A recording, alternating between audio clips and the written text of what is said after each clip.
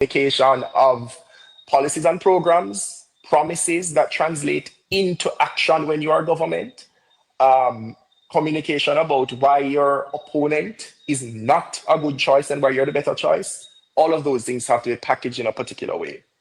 G2K played a particular role back then, which we were very successfully, and we are now having to be successful in another role because the JLP but why has did you become a leave? lot Why more did you successful leave in the leader? communication. Why did you leave the leader out there?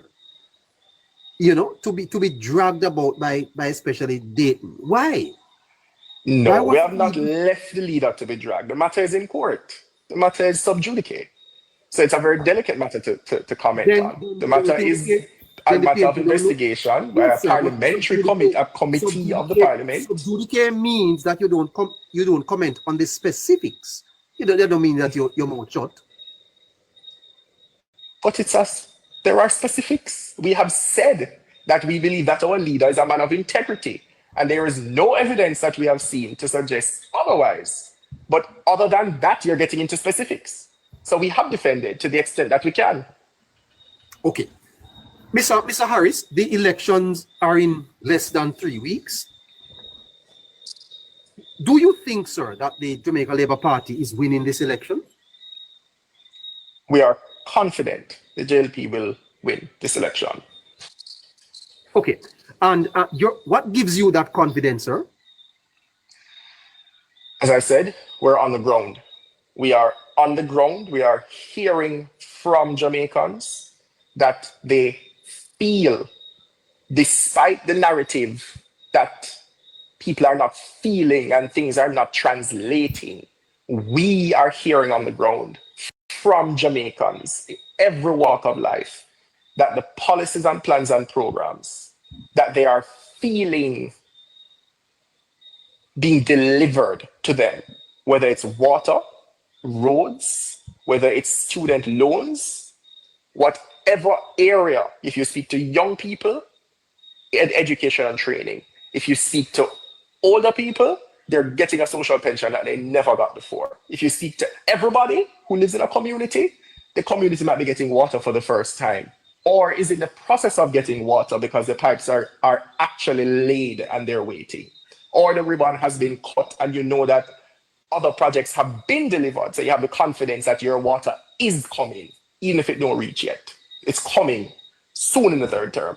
So we're hearing the confidence of the people that their vote actually has mattered and that they're willing to go back to exercise their choice again for the JLP. And first-time voters who say, well, I never really understand, I never really care. Politics never really mean nothing at one point because you vote and nothing. But they're seeing results. So we're confident that we're getting the support, even from PNP, from former PNP. People, Jamaican politics is changing. We're not into the tribal thing as much anymore. So people are looking, assessing. People are a lot more intellectual, looking and seeing, well, if I vote X or I vote Y, what is the result? And it's not just, yes, it is about what I will get, but it's also about how the country moves forward. And that is with the JLP. And that's what people are saying. And we're confident. Yes. Have you seen any internal polls recently from the party, Mr. Harris? No, that is a matter I cannot comment on, neighbor. You know. No, but I have seen polls. Why can't you comment on it? Neighbor, you know I cannot comment on that. We are 3 weeks away from the election, as you say. Those things are not things that are now in the public sphere. We have already seen those, but now is not the time for that. Now is the time for mobilization, planning, getting out your voters. We've completed canvasses. We have reached out to our workers appreciation, workers recognition and awards. We have mended all the fences that need to be mended. The General Secretary has addressed all of these already, and we are ready for when September 3 comes. Okay, but if the polls that you have seen are positive and in your favor, why wouldn't you want to comment on it?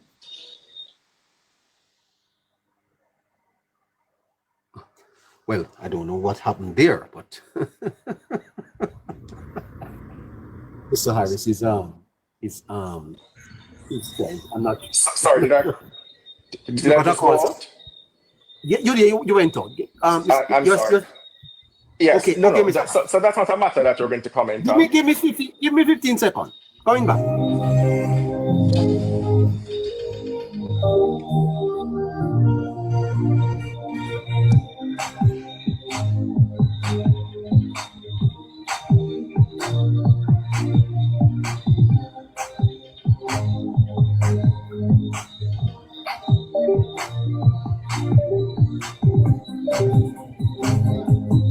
All right. So since he can't comment on the polls, my understanding is that the party's internal polls are quite favorable to them.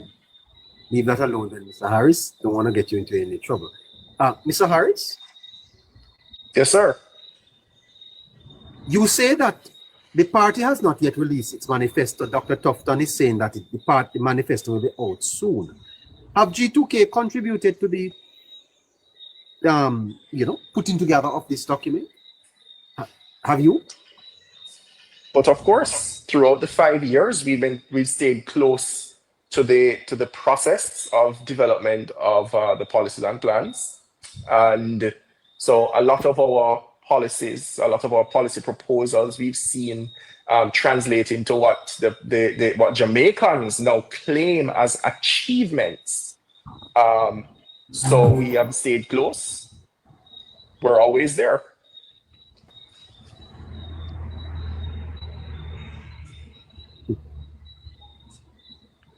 Mr. Neighbor. Harris. Yes, sir. I'm here with you. Mhm. Yeah. Yes, sir. You're saying that you have made some contributions, and that document will have in it ideas coming from your organization. Yes, as usual, as always. As always. Last night, Mr. Harris, the People's National Party released their manifesto. Do you care to give us an opinion on what it is that you have seen? I have given I tried to give a sincere look. When I opened the document and saw that it did not have plans, it had emotive statements and wishes. We would like Jamaica to achieve this and to have this and to have that. It does not have plans, well thought out proposals to achieve anything close to what the Labour Party, Jamaica Labour Party, has delivered over the past 9 to 10 years.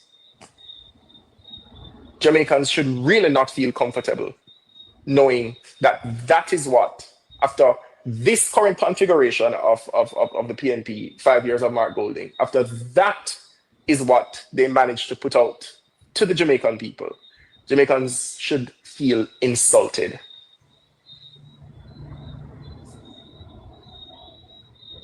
Really, sir? Yes. You don't see the 10 pillars? Yeah, but it's just another, the what's that thing where you make a word and you pull down the letter from each and make a catch phrase. It's just another one of those. Jamaica has moved on from that kind of politics. Okay. We want substance. Okay, then Mr. What is the substance, therefore, of the Jamaica Labour Party?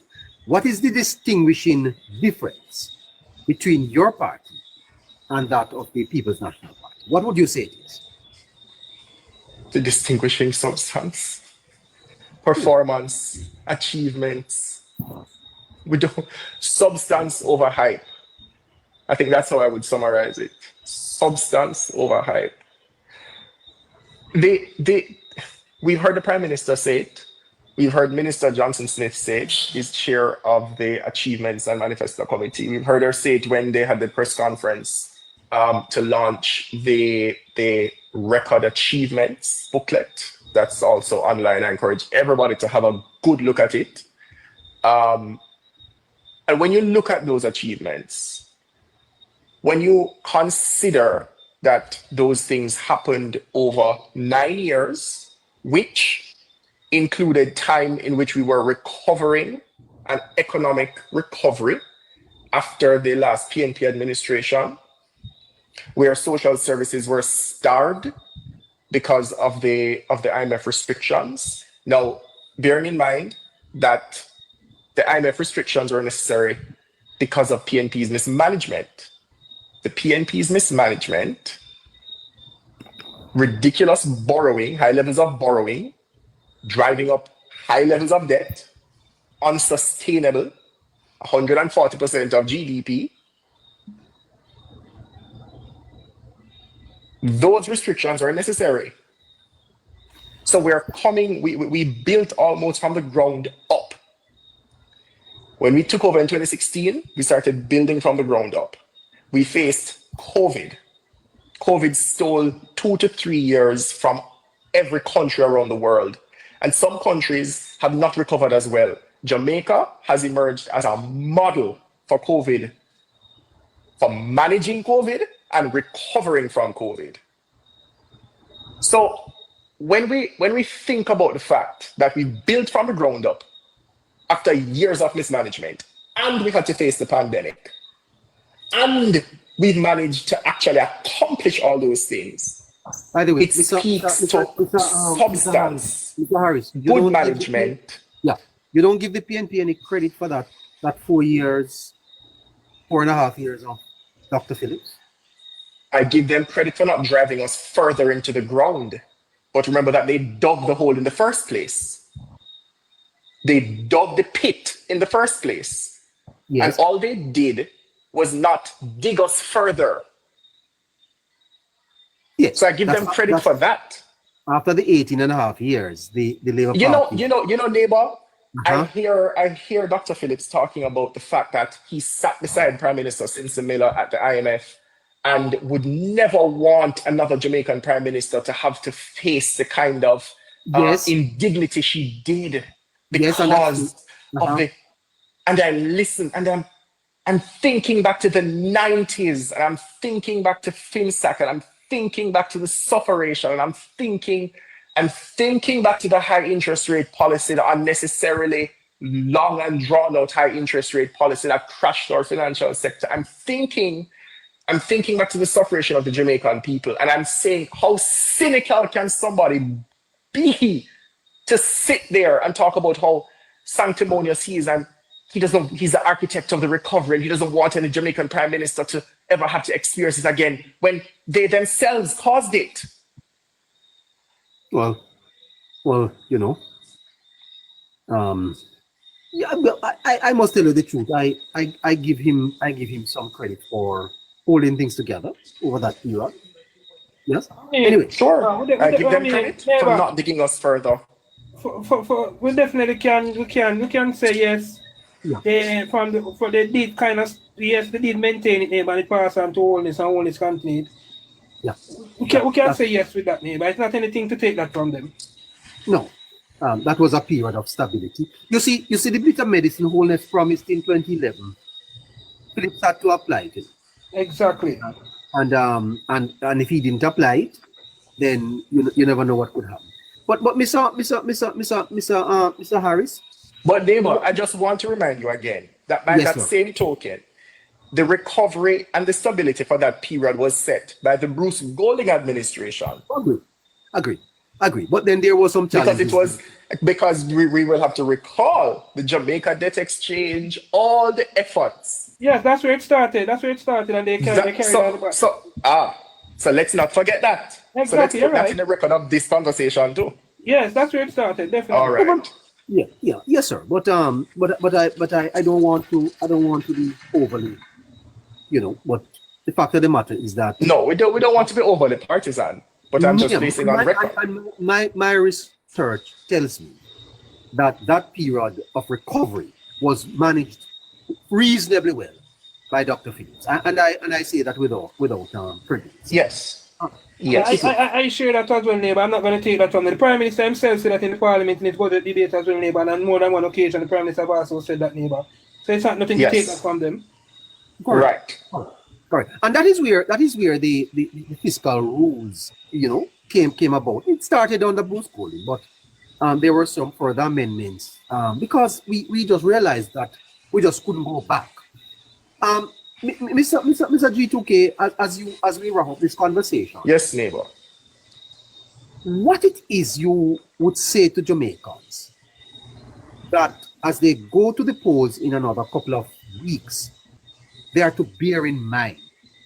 Speak to Jamaicans about how they are to think about this election, and what are the things that you think they should really bear in mind as they decide whether they should choose Jamaica or they would go with time come. I think the first thing I would say is that your vote matters. Your one vote matters. Your one vote, even if you think you're in a constituency and your MP don't need your vote, you're supporting the JLP and your MP don't need your vote anyway, still go out and vote. You're in a constituency where the MP is not from the party you would prefer to see form government, and you think it don't matter, still go out and vote. Exercise your right. That's number one. Number two, your vote matters because when you see, as the JLP has provided, proof that your vote matters, when you see the delivery, the achievements, then I think it helps our democracy. It helps every citizen of this country to appreciate their right. And I really, as a young professional who grew up in an age of despair and hopelessness, let me put it that way, when I actually see a government performing, I feel good. I feel good about my country. I feel good about my country. So I would encourage everybody to get involved in the political process. So I say those two things.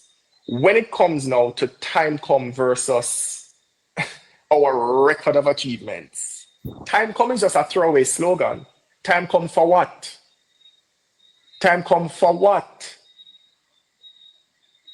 Minister Johnson Smith at the mass rally in Halfway Tree asked the other day, is it time come, man, Golden, come to rescue the 350,000 Jamaicans who now have water for the first time? Is that so?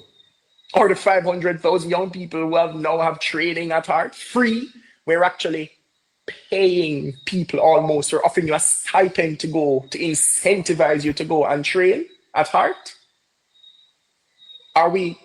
Is the PNP trying to rescue Jamaica from good things? From the good things then? I don't understand what they would be rescuing Jamaica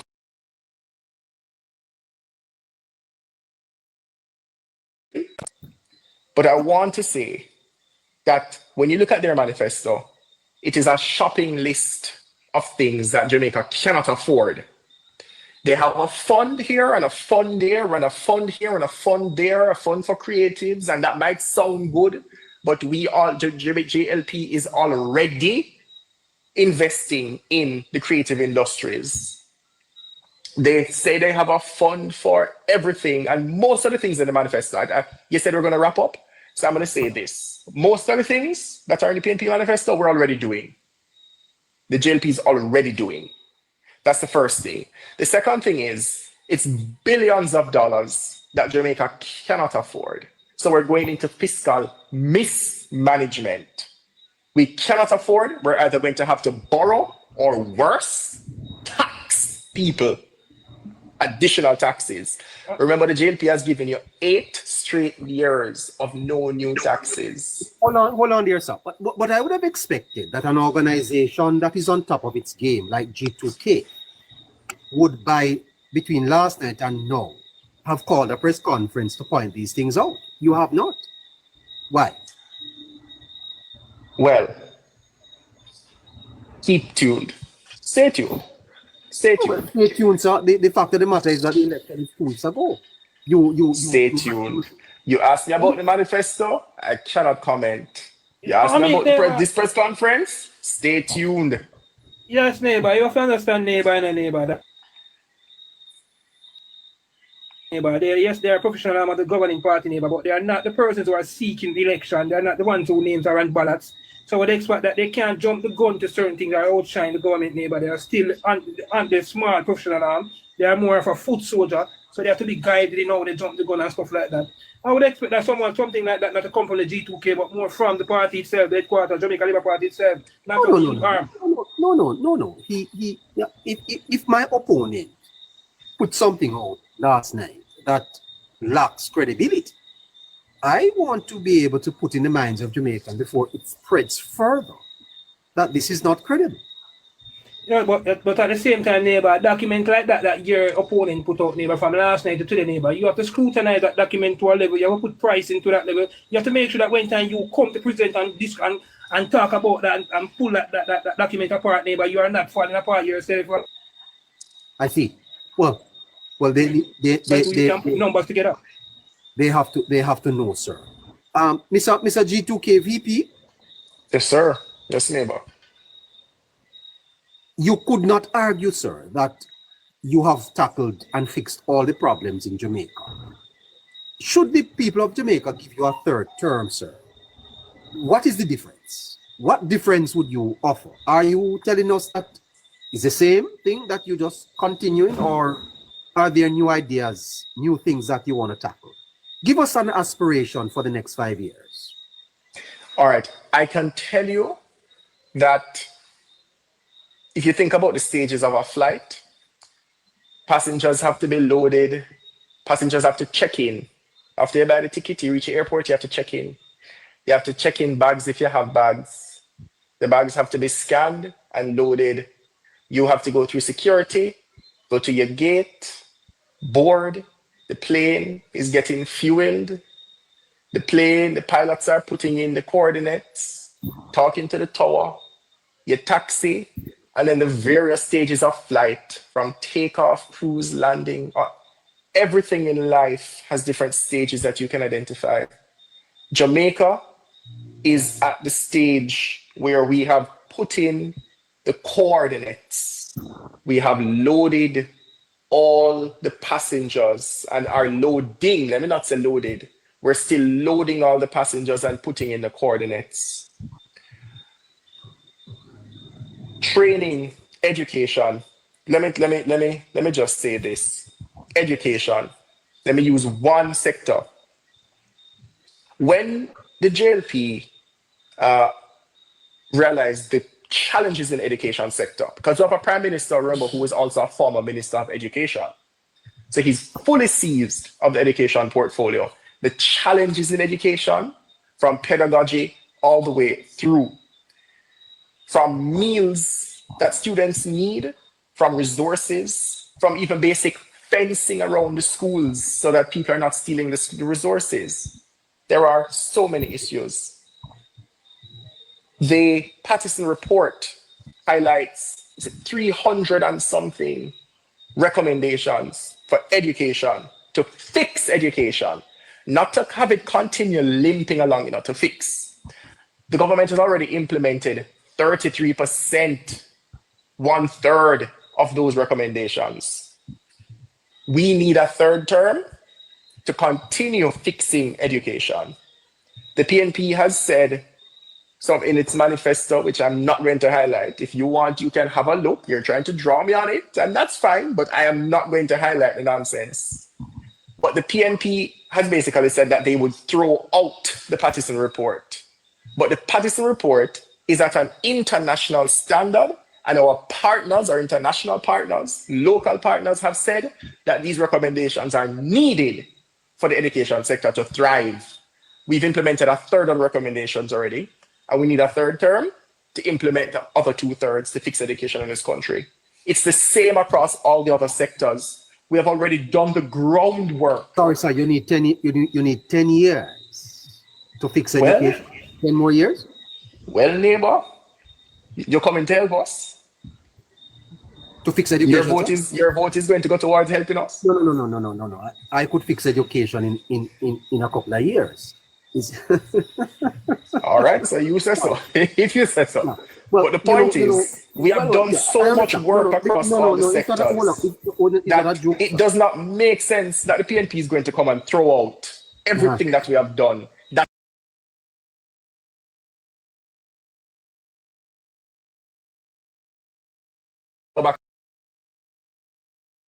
to my analogy. Jamaica is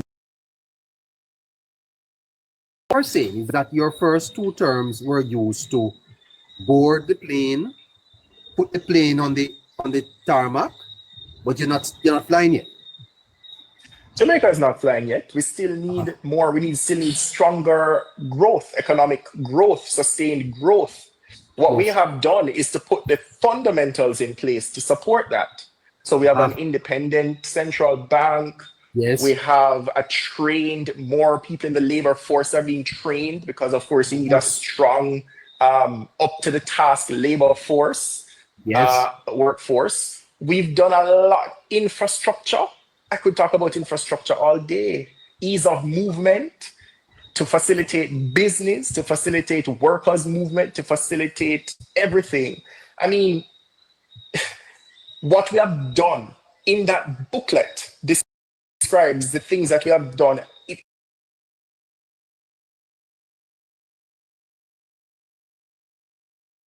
It is how we have managed to do what we have done coming out of a pandemic. Okay, fantastic. And as you go, Mr. Harris, there are persons listening to you still who say, well, you know, I hear you, but somehow my life is not feeling that. How do you get that person to vote for you?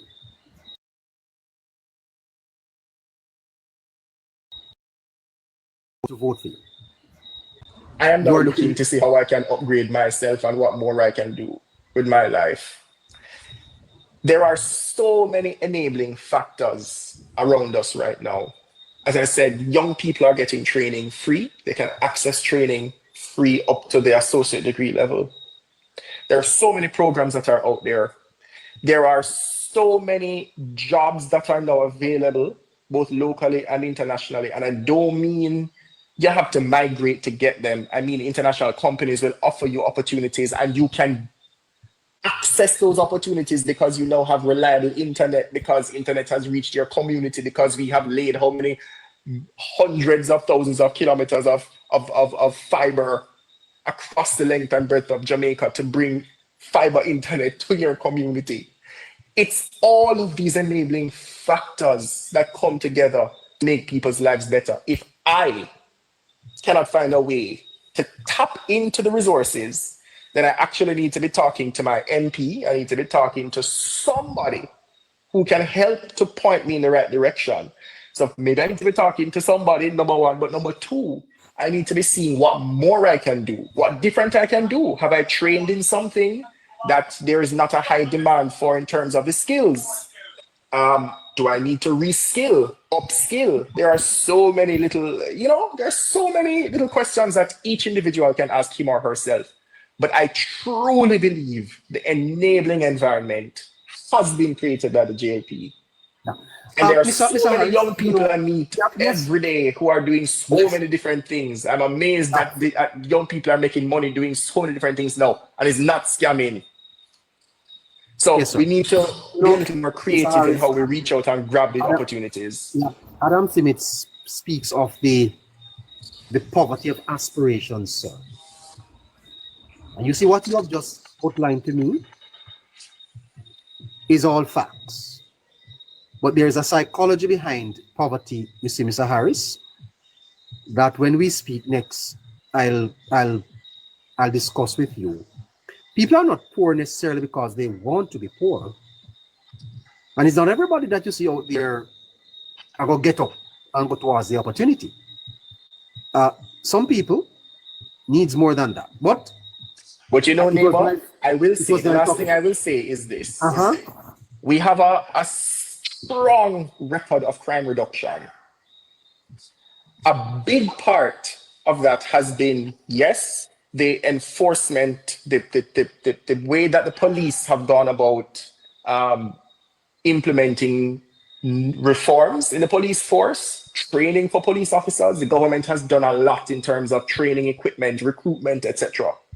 Yes. But a lot of it has also been the social side of it, right?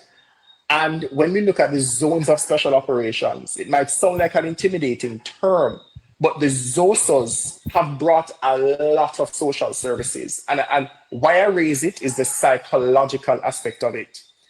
Some people who did not have birth certificates, passport, driver's license, national ID, other documents that actually require that they require to participate in society on a level that is going to better themselves, right? You follow me, neighbor? A lot of the social aspects have been addressed through the ZOSOs. Jamaica has actually gone to our international partners and said, listen, we need assistance, we need collaboration to do these social interventions. Our partners trusted us, we implemented them, they were quite impressed, and the results are there in terms of the murders. But what we often don't hear about, and we need to hear more about, is the people in the communities that have been touched, the lives that have been touched, who will tell you how they've been enabled, who have been able to break the psychology of poverty, as you call it. So there's a lot of work that has been done. I mean, it's going to take a lot more than half an hour to talk about how lives have truly been touched. But this is what the JLP has done, and we need to continue in the third term. Well, congratulations, sir. And do come back. We have 3 more weeks. I am hoping that we can talk again soon, okay? Thank you, neighbor. Thank you for having me. Thank you to all your followers and viewers on the live.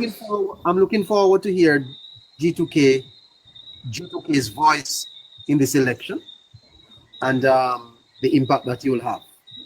Yes, sir. Looking forward to working with our president, and I'm sure he is. As a matter of fact, he's not here now because he is somewhere on the ground. Trust me. Oh, okay. And how many seats are you going to win, sir?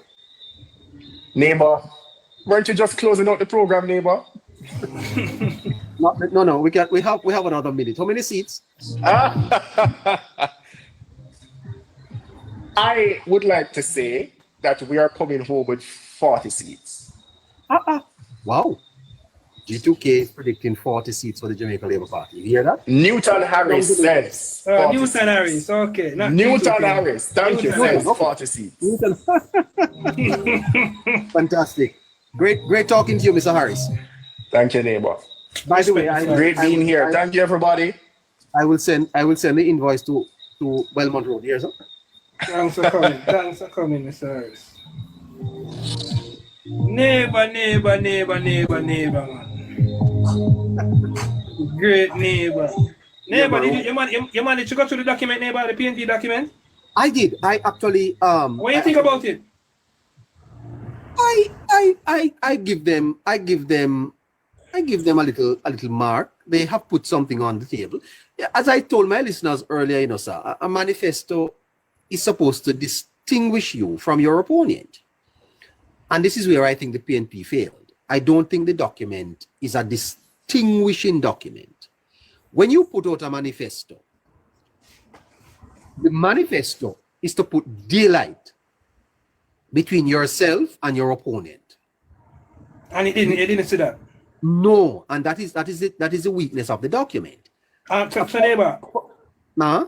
In terms of the 10 pillar, pillar, which of the 10 pillar you can say where you saw, so yes, this pillar is one that makes. Which one of the 10 pillars?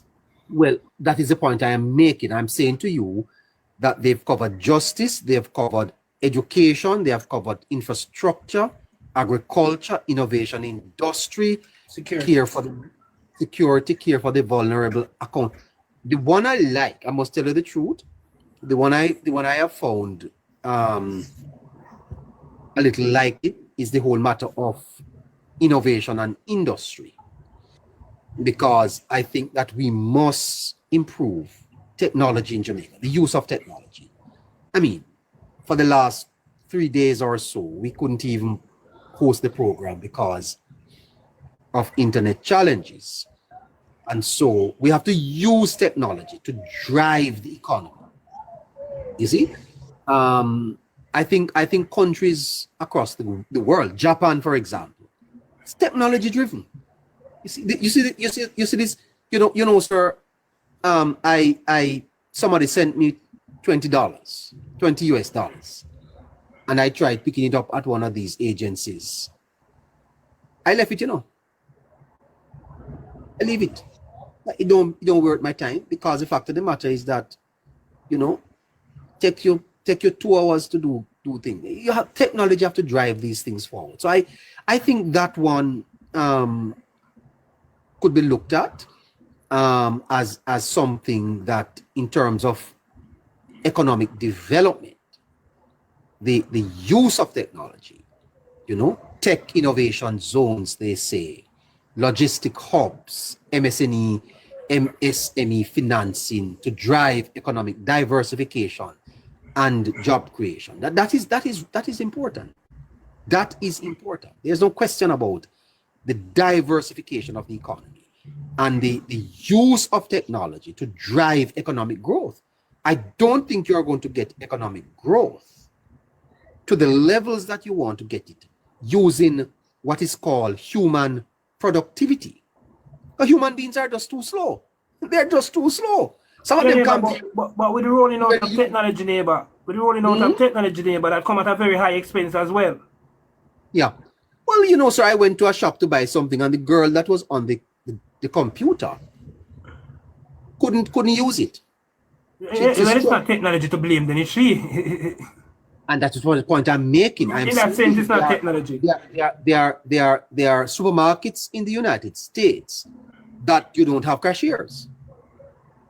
But even though yes, they have cashier, even though they are cashier, you have the option of having a self-serve as well.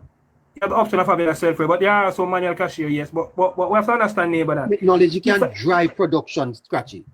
The use of technology. You know, you're not supposed to go to, for example, now they're doing you can get your license online. You're not supposed to go and turn up in no line to get no license, man. In this modern age, sir. Your license should be mailed to your neighbor, right? Where I'm from, where I'm at right now, your license is mailed to you when you need to get your license. And that is technology. You know, sir, that if a police stops you on the road in Jamaica today, you know, you better make sure you have your papers intact, you know, because them took out them phone and they put in your license plate in it, and your whole history come up, and they print it, give you. There was a time when the police couldn't do that. That's technology. But we're getting there, though, neighbor. You have to give us, so we're getting there. Slowly yes, but sure. And I'm saying to you that we have to focus more on using technology to drive efficiency. Efficiency, Scratchy. I share that sentiment, neighbor. I strongly believe that. I know the importance of technology. I live in our first world country where technology is very important in our everyday life, neighbor. Technology, we see how technology move this country forward. It helps a lot with productivity. Yes. We know the importance of technology in these countries, neighbor. So I definitely share that sentiment. Yes, sir. And then what makes me stop to think about that is that they talk about industry. You know, innovation industry, so that it is a technology that they are thinking can be used to. You know, when you see a good idea, guys, you don't need to. I mean, that's why I asked you, neighbor. I went through the document as well, neighbor. Yes. I wasn't 100% pleased, neighbor. I think the document is more of an end product than you show that it's more of an end product, neighbor. And I don't think that we're at the end as yet. When I look at the 10 pillars, neighbor, and some of the things that they're offering, neighbor, our current growth rate of 1.5%, neighbor, is not adequate enough to fund these things that is in the PNP manifesto. Absolutely not. You know, sir, when I traveled to the United States once, and they took me, I toured a school, and I looked in the classrooms. Scratchy. It's smart board up here. Smart board. It's a smart board. Yeah, and smart board up here in Canada as well. Puts in the lesson there. It goes to the children's decks. You know, and this is why you know, Scratchy. We have to grow this economy, you know. We have to grow this because it's the resources from the economy that is going to give us the capacity to do these things. But I'm going to show you something else, neighbor. Comparing ourselves to Canada or United States, because those countries are wealthy countries. Exactly. What we are saying is that we have to embrace a new people. I beg my listeners, go on YouTube and look how Japan operate. Japanese.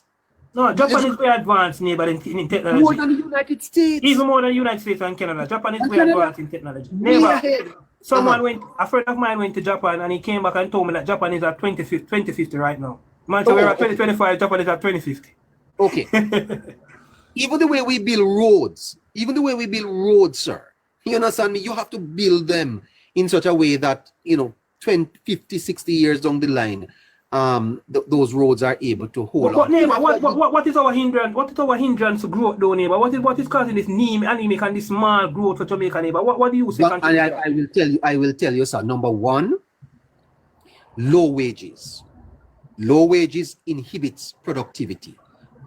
Scratchy, if the people vex, they vex. It will take you 45 minutes in Jamaica to get a patty. A patty, sir. And the patty costs $300. That means you burn $500 getting the patty. That's $800 plus your time. The value of the patty is over $1,000. That's just a fact. If we have to go to and the Prime Minister spoke about it at the conference, that when you see the police in Jamaica today, Scratchy, yeah, they are doing better because they are being better paid. Exactly. You have to increase people's wages. Wages have and better working conditions as well. Working conditions, Scratchy. You can't expect, you work at Tasties, you work at KFC. Lord Jesus, you stress out so much. Whole day you did serve chicken, the people they're miserable upon you, and at the end of the week, how much you go home with. These things are not going to motivate people to push and be productive. Them drag themselves to work.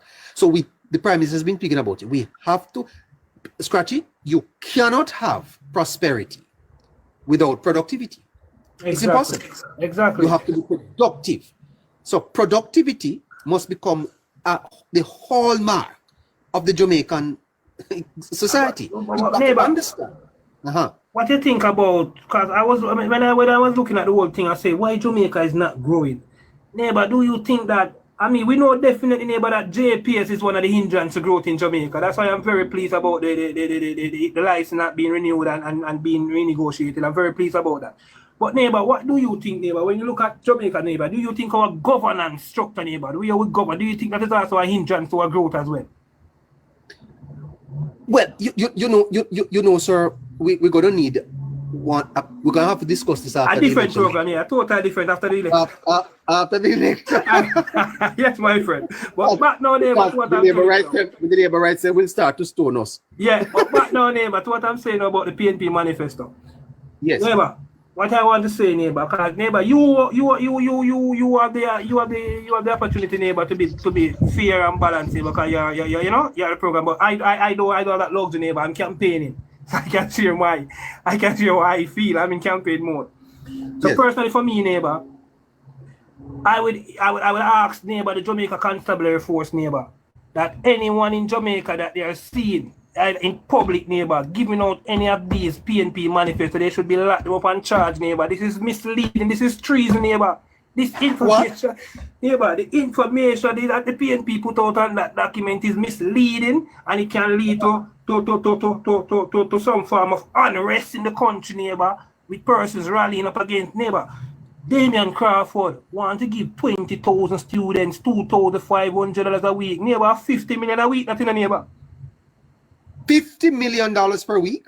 Neighbor, can the PNP fund $200 million a month, neighbor, for $2,500 to give 20,000 students, $2,500 a week for taxi fare, $10,000 a month? That's $200 million, neighbor. Well, that is serious. How can we manage that? Can Jamaica fund that? Jamaica cannot fund that. Jamaica cannot fund $200 million a month, neighbor, for school kids. That is madness. When you look at what they promise our CT scan for every hospital across Jamaica. Neighbor, you think these CT scans are cheap? These CT scans are not cheap. So I don't want, neighbor, I want to talk to the teachers, especially in the neighbor. I don't want to come here and make Damian Crawford trick, Teachers, the People's National Party don't take you guys serious. If the People's National Party had take you serious, they wouldn't have sent a trickster to come to talk to you guys. You're one of the biggest organizations in Jamaica. You're 20 to 30,000 strong. So don't be fooled by Damian Crawford. There's no way at all that Damian Crawford or the PNP government can write off you guys student loan. It is impossible at this time. The government is not at that level yet. We are growing at 1.5%. We cannot at 1.5%. Scratchy, they can do it, but at what cost? And at what cost to the other taxpayers of the country? And at what cost to the NIR and to the budget and all of that? Governments can do it. For example, Mr. Holness could give free ride for the rest of the life of the children, you know, sir. He could do it, you know. He could come out and say, you can ride, everybody tomorrow morning, you ride on JUTC free. But the cost, exactly. At what cost? You understand what I'm saying to you? Exactly. You know, you can come out and say these things. Michael Manley at one point promised free education up to university. You know that there are people in Jamaica that went to university for free, sir? Yes. Back in those days, yes. Right, but you know, you see what happened. The same PNP had to come back and put cost sharing on in schools. And you know the major problem with the PNP's manifesto, sir, is the whole matter of credibility. Exactly. Credibility. Is the PNP credible? Can they be believable? For example, I see Mr. Golden in his preamble suggesting that you know, we have bad roads in Jamaica and all of that. Now, Mr. Golden, didn't your government promise that we would be pothole free in 2003? So how you now complaining about bad roads? Come on, man. Do better than that. Tell me. That is. And you see, there is you see the objective voter, Scratchy? Yeah. The logical voter. Yes. The logical voter is not going to take this seriously at all. Exactly. You understand me? And that is where we are. I think. Let's see if we can bring some callers up. We have Mr. Bradshaw here from the Labour Party. Yes, he's here, and then let us see who is coming up. Let's see. Good night, sir.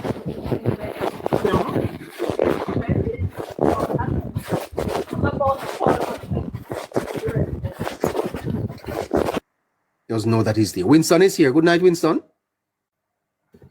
Good night, neighbor. Good night, Scotty, and to the others. Yeah, man. You know, neighbor, I tell you something, you see.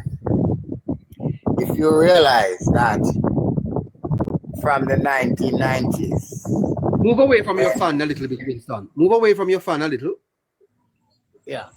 From the 1990s, when we change our economy and sell off all government assets, privatize everything, you realize that the country growth has been anemic from then, and we have never recover from it. Our country, neighbor, is too small of a country where we don't have any minerals to see, and we do not control our energy. The energy is a major factor in this economy, why this country cannot have 3 and 4 and 5% economic growth. And so therefore, maybe I believe that maybe after the election, we have to go review our economy on a serious level and see where we can make changes. That's my perspective, really. But you know, you are in an election period, and there are certain things that if you say no, you get a lot of backlash. So I will reserve that till further time. You know? You have to win not first. To say that I am timid. You have to win first. You have to win first. Say that I'm timid, but neighbor, there are a lot of things that need to take. You touch on a point with road, you see, neighbor. From the advent of National Work Agency came in, we stopped building proper road in Jamaica. Local roads. When I said local road, I'm not talking those that we contract out to foreign investors, right? Those parochial road and those main road that the National Work Agency is responsible for, we are not getting value for money here. And despite climate change and all of these things, we have not changed the way how we build road. Because especially in the era where we have high concentration of rains, you can't continue to use mall for basement, for the base of the road, and you put some of the time neighbor is less than half inch of barber green on those roads. by the beating of the rain and those roads, peel off the barber green. You understand? And these things have to stop. We have to find a way to stop these things.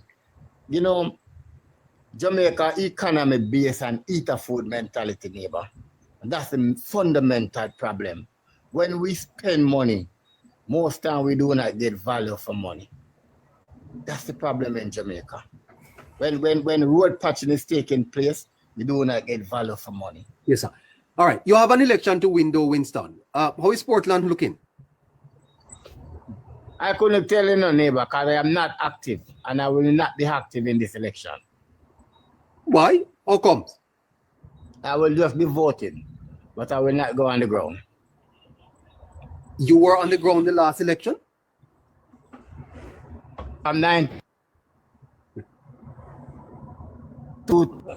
That's the one, right, Winston. This is not the Winston. I'm 7. I always an active person, but not this time. I will reserve my my reason. Fran, you said that until the 4th of September. Fran, you said that your phone start broke up. Fran, you said that he's getting caught. He's getting caught. the gods have turned against you.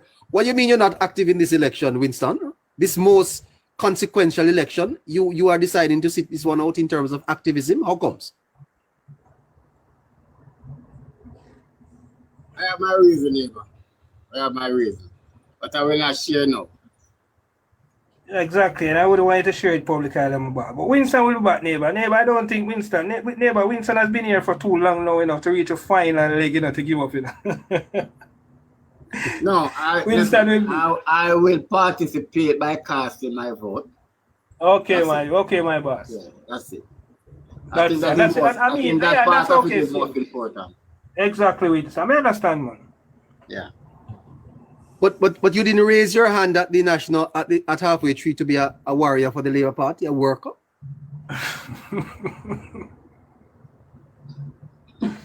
Neighbor, I don't want to divulge much at this time. Winston, don't make neighbor dry you out, Winston. Okay. All right. You're soldier up there. Go to soldier, neighbor. Go to soldier, man. But you don't want me to talk to me. Leave brother Winston. Go to soldier. Okay. Nothing more from Winston this year. Winston. So Mr. Bradshaw? Yeah, man, I'm here. Are you having a mass meeting this weekend, sir? If we're having a mass meeting this weekend, yes. I haven't seen that being spread around, so I can't speak on that realistically. I haven't seen that. I don't expect a mass meeting this weekend. I would think that would come after nomination day, heading into full speed into the election on September 3rd. I haven't seen anything about a mass meeting this weekend, though. I don't think there'll be one either this weekend. Yeah, I doubt there'll be a mass meeting this weekend. So aren't you massing in Montego Bay and Mandeville?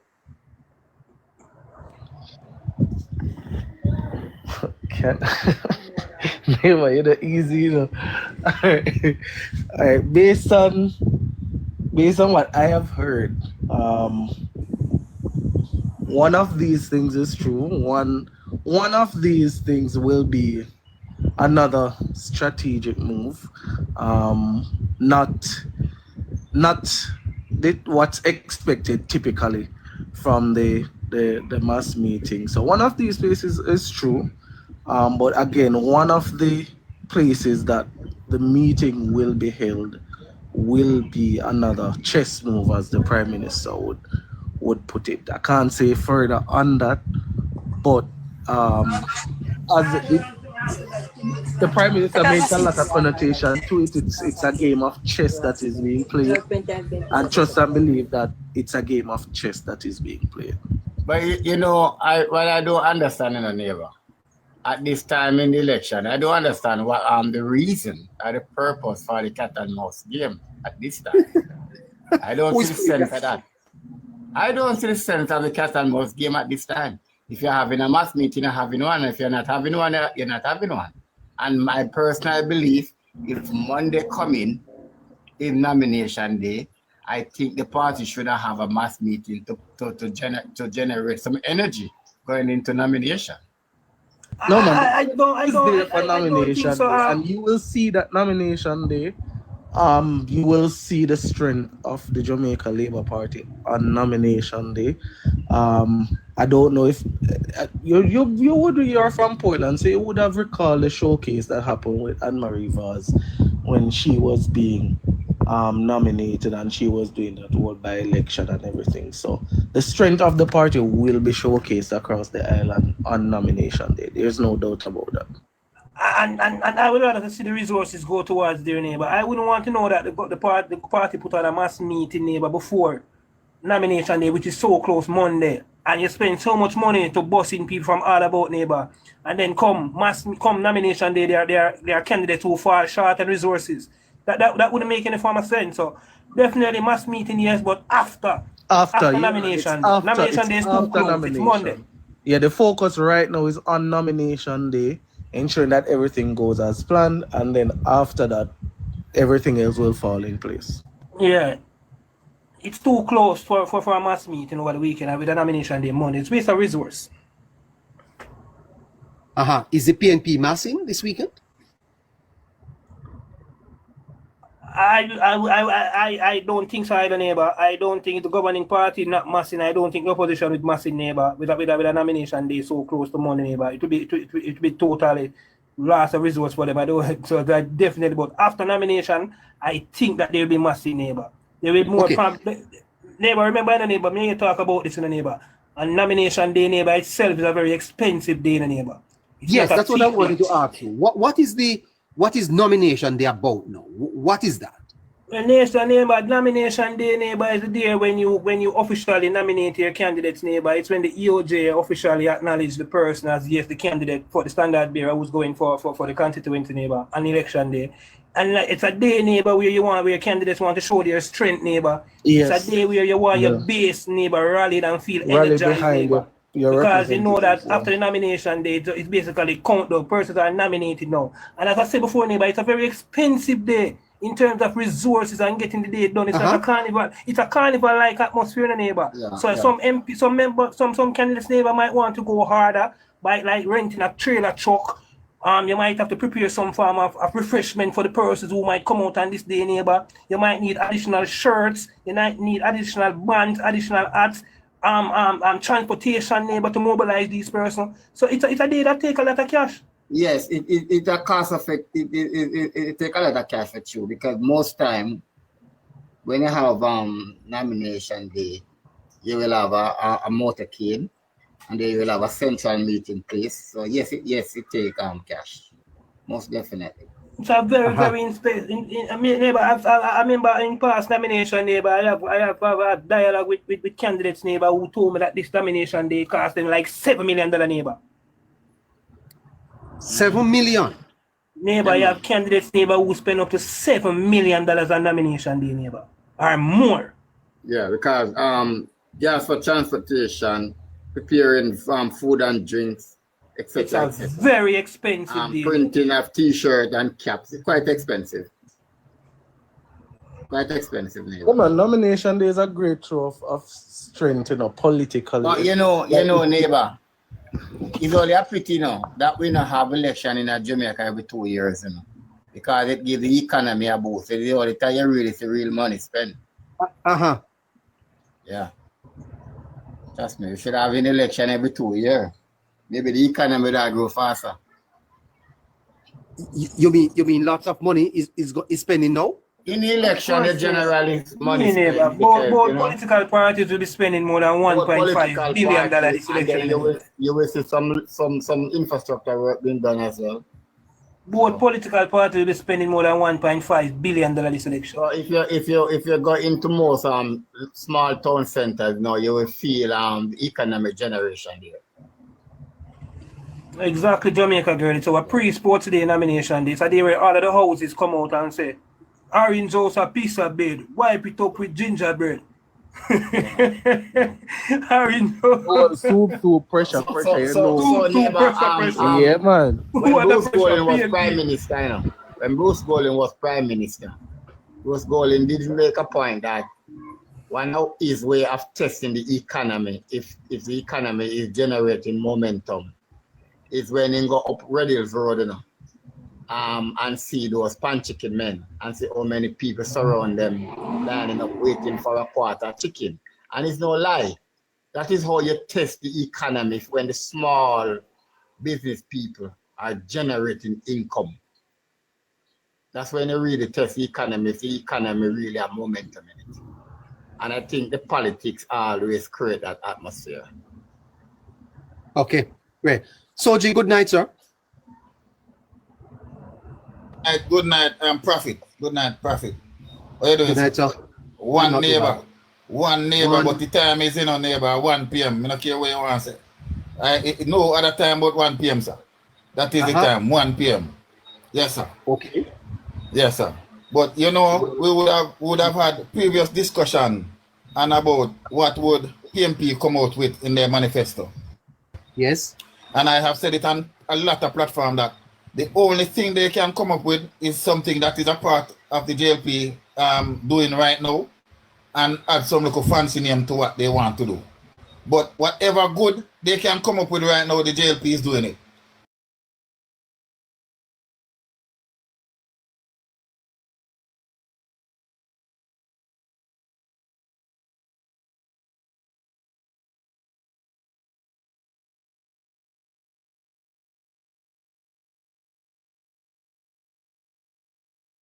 Neighbor, the JLP is doing all of that.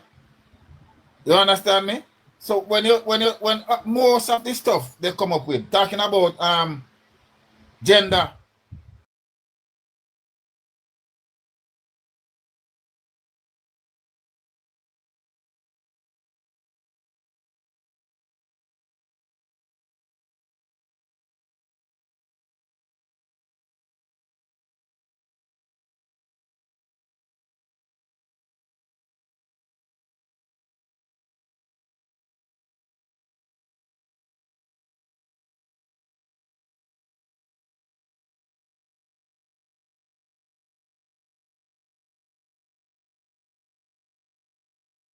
Women shelters. So yes, far, they're talking about yes, tourism pension plan that is already in place. already, I'm a part of that. So Already, they're talking so about insurance for farmers and farmer products. Floyd already literally spoke about that already. That we're at the yes, point where we are going to be introducing the insurance for farmers and the farm products and all. He literally mentioned that Sunday at the event. So I'm not sure what they yeah. So talking neighbor, about. one of the thing though, I'm never ask you this. You work and you pay taxes in this country, not true? Me, sir? Yes, sir. You pay taxes in this country, sir. No, neighbor have offshore account. Neighbor have offshore account. Well, man. Not neighbor, just using it because I've been paying taxes for the last 30 odd years. So what I want to really, and apart from the benefit of the general population of this country, I wouldn't have seen any benefit, but I'm happy with it because it worked for me. Like the 1.5 moving from the income tax threshold from 592 to 1.5 would have helped me a lot. Even to own a home. That would have helped me to own a home. You understand me? But one of the things is, what I would want to look at is the PMP saying to teachers, only you matter. Saying to teachers because they want to get their votes, only you matter. Because when you're going to come and put on the table that you're the only one paying tax, so you're the only one should benefit, I'm going to give you a free student loan to go to school. And when you come back, you spend 1 year in the classroom, you don't have to pay it. You know, sir, we must stop this nonsense about free. Yes, nothing, man. Nothing is free. Huh? Come on. Yes. Free? Neighbor, you understand me? You know, so we must cut it out, Free. We must run for free mash up this country, neighbor, and the same thing. Yes. Free mash up this country. Yes, sir. And let me tell you this, sir. This generation needs to understand the sacrifices that have been made You understand what I say, sir? Me used to eat bami, you know, sir. You know bami? Yeah, how you say, man, you want to cover, hey, well, our neighbor, me eat the cook cassava without bami, sir. We used to have to eat the cassava. Yes, man. The dry bami, sir? You know, there was a time in Jamaica when life was very hard, sir. Yes, sir. Yes, sir. Very, very hard. Very hard, sir. You know, I grew up. I grew 2 boys. And I remember, you know, Soji, I had to drive them to school in the days and wait for them, you know, at the school gate sometimes in Spanish Town. Can't go home, you know, because I couldn't put gas in the car to make the 2 I believe your neighbor. I believe your neighbor. I believe you. Know. Yes? And you know, Soji, get which work? You couldn't get a job? Well, you don't never available, neighbor. No, never available. No, sir, I saw a man today. They're building a bridge. You know the Spring Village Bridge, sir? You know the Spring Village? It's on the construction. Yes. Yeah. You know that they can't find laborers, sir? I know, sir. What me tell you, we talked this already. So the Chinaman, they come to see. They cannot find laborers in Spring Village. Tell PMP people that, neighbor. Tell PMP people that. Tell PMP people that. Well, tell them. Well, and there was a time in Jamaica, sir. Find which work to do. We need to understand, Soji, that where we are in Jamaica, our blood and sweat. Yes. Yes, neighbor. Isn't it, you know? And Mr. Holness better understand this too, you know, sir. Okay? Neighbor, hold on, I'm not cut to neighbor. I'm asleep on police station floor, neighbor, to protect you guys with my helmet as pillar. Well, God bless you. And I have to go back out on the street after a short nap. Couldn't rest comfortably. You understand me? I bleed for this country. If you understand what I'm saying to you. And to see where it's coming from to where it's now. We cannot turn back, neighbor. We cannot go back. We cannot go back to no freeness. Nothing. We cannot go back, neighbor. Yes, what we need, sir, are opportunities for our people to pursue their happiness and their dreams. Cut out this freeness thing. Yes, man. Yes, man. Cut it out, man. Cut it out, man. Yes, to build this economy. You see all them debt. Where we get in, sir, and we pay it down. Hey, can you imagine so quickly, sir? And the government pay down the debt, you know, sir, and we pay it down, you know. What do you mean if we? Of course we pay down. And we pay it down, you know. The government has just been the facilitator. It was our credit cards, and we take them and pay it down. So we must benefit from the lower debt. We don't have to go back up there. You hear me say, sir? Well, neighbor, them man are evil neighbor. When them come with evil neighbor, some evil plan neighbor, some evil, me can't say otherwise. Evil. Yeah, but as because guess what, neighbor, they don't care about the regular people. They don't care about us, neighbor. Yeah, man, they always come with the flashy stuff, man. And that's what they always use to catch people. All them teachers out there, sir, that had to go through wage freezes, and nurses and doctors and policemen. And police and soldiers. Everybody, neighbor. Everybody. And them pay down that, you know, and we pay down, you know, sir. What you mean? Middle class, especially. So we're not going to go back to those days of high debt and people will take away money and give it. Because Mark Gold didn't have no money to give away and give me a Crawford, you know, sir. And Peter Bunting. You ever see them buy a man a bag juice yet, neighbor, when they on the road? You ever see them buy a man a bag juice? You ever see them buy a man a bag juice when they go on the road? Listen to me, if Mr. Golden want to go write off student loan, go draw a check, give the teachers them, not on our money. Right? The loan must remain, as the Prime Minister says, say, a revolving fund where you take out a little and you pay it back. Exactly. It's a revolving fund. You can reduce the interest rate as in NHT, but you pay back something, no free. Exactly. And some of them, when they get their education, they're gone overseas. No, sir. It's an revolving fund. Because, neighbor, if you get that money and you don't pay it back in, the man who will leave school next year now have no money to get enough student loan, you know. There you go. There you go. So the PNP have to know what they're doing, you know. Yeah. You can help people along the way, and those who are vulnerable, yes, but those who can afford to pay should pay.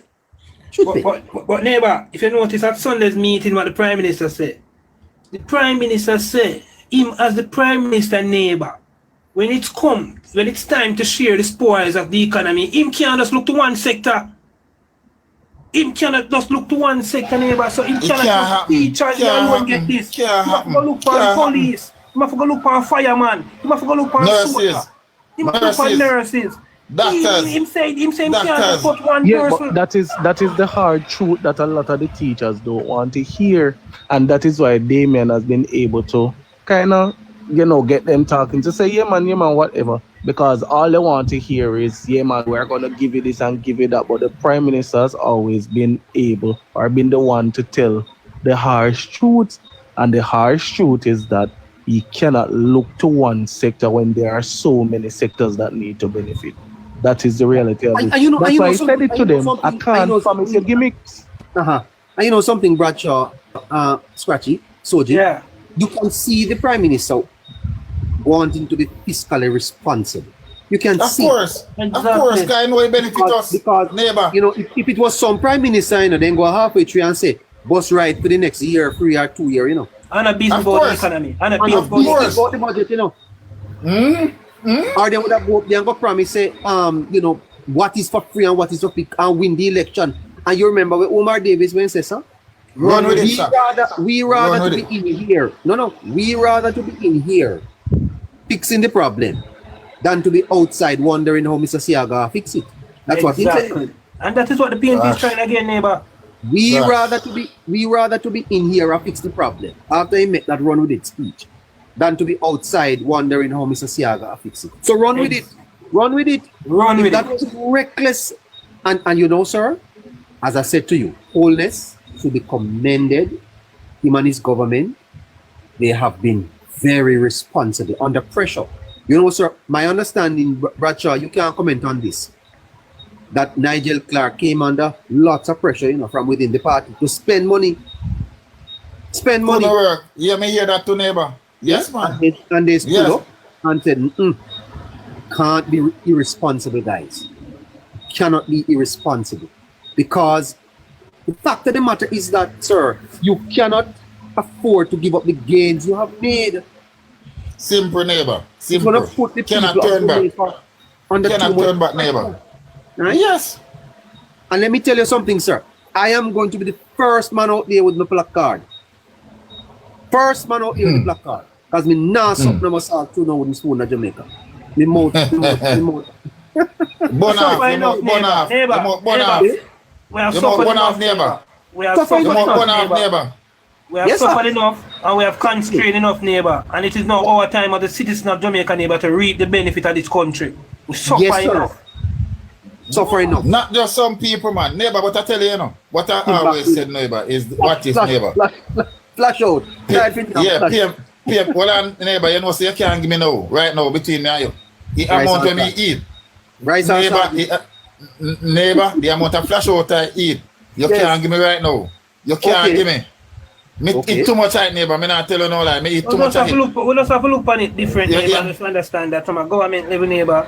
But we just understand, say, government are trying them best, but the PNP as an opposition, neighbor. When a point that they said, neighbor, the first thing I mean was that Andrew Holness is really trying to be physically prudent in the neighbor. He's in a budget debate in the neighbor.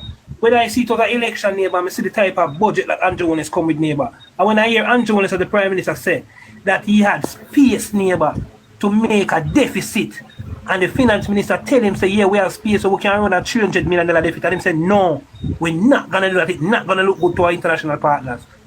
When I saw the Prime Minister on Sunday, thinking about it, I said to myself, this man is putting the country above politics.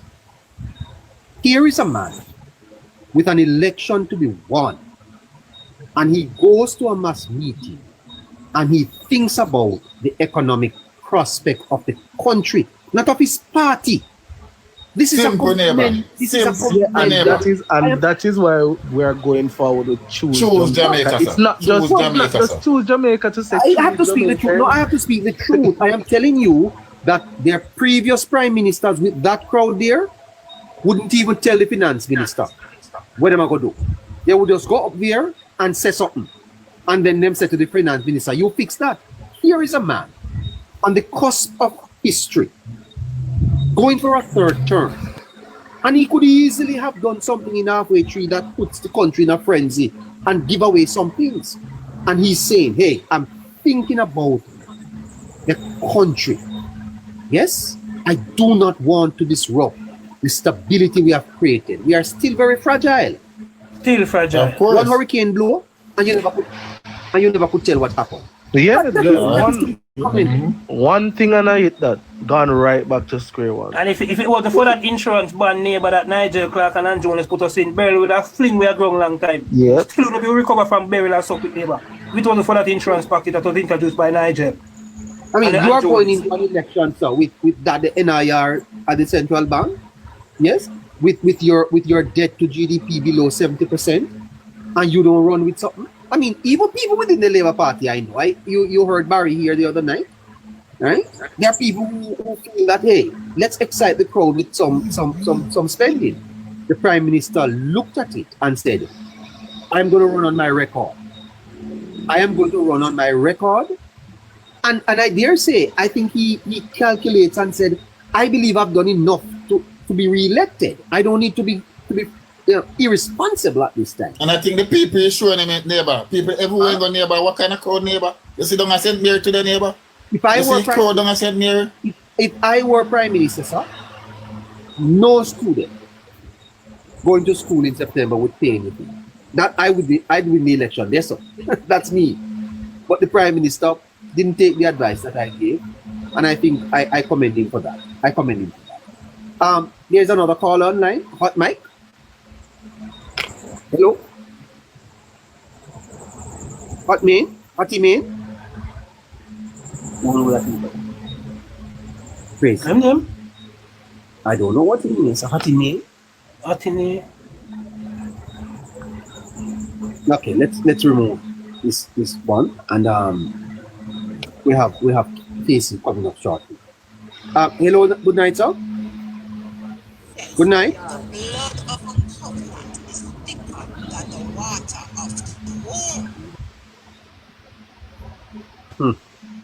I see a lot of these people don't even know that they are in the box. Casey's here. Good night, Casey. Casey? Hey neighbor, what's up? Hi man, how are you? I'm doing fine, man. How you doing? Not too bad either. Are you prepping us for what's happening tomorrow? Yes, neighbor.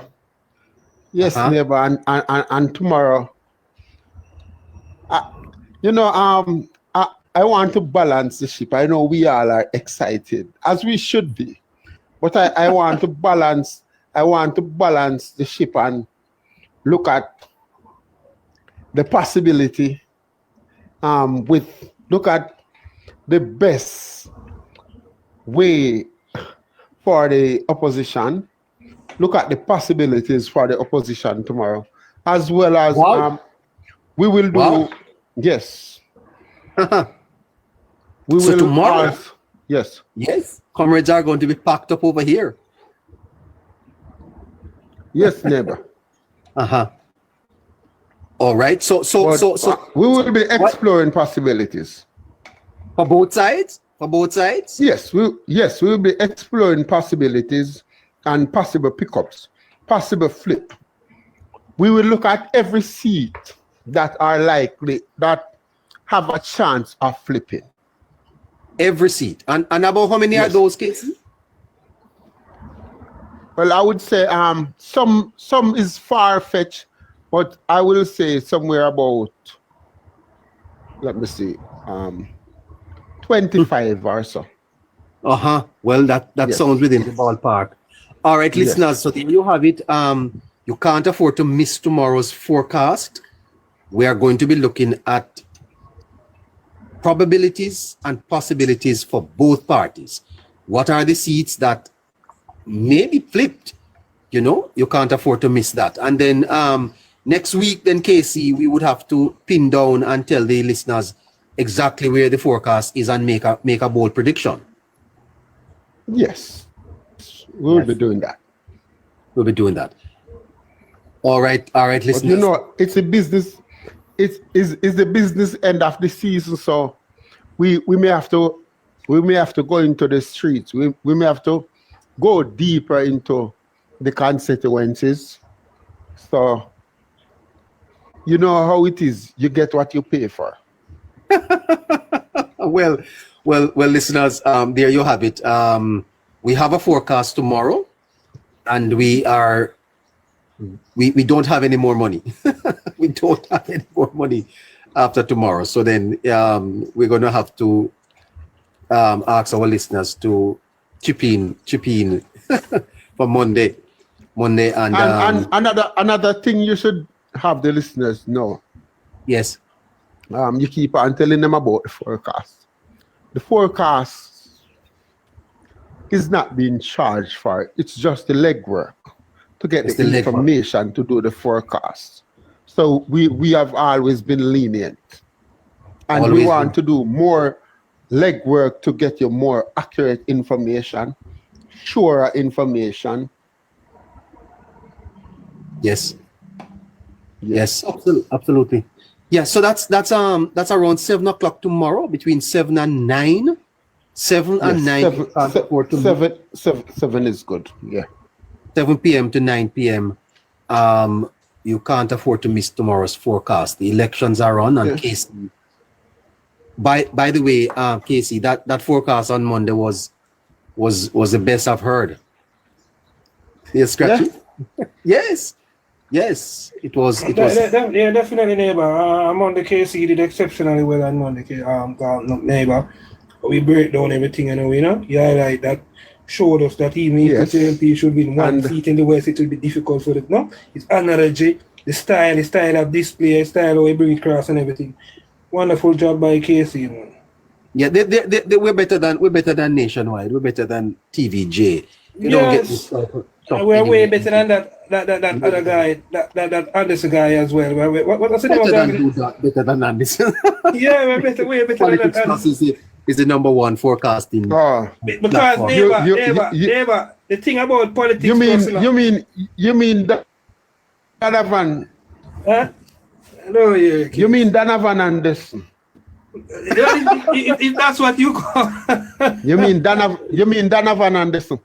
Yes, Mr. Casey, you're doing a wonderful job. And the good thing that I like about you and Casey, neighbor, is that you guys are not powered by power tools or any of those organizations.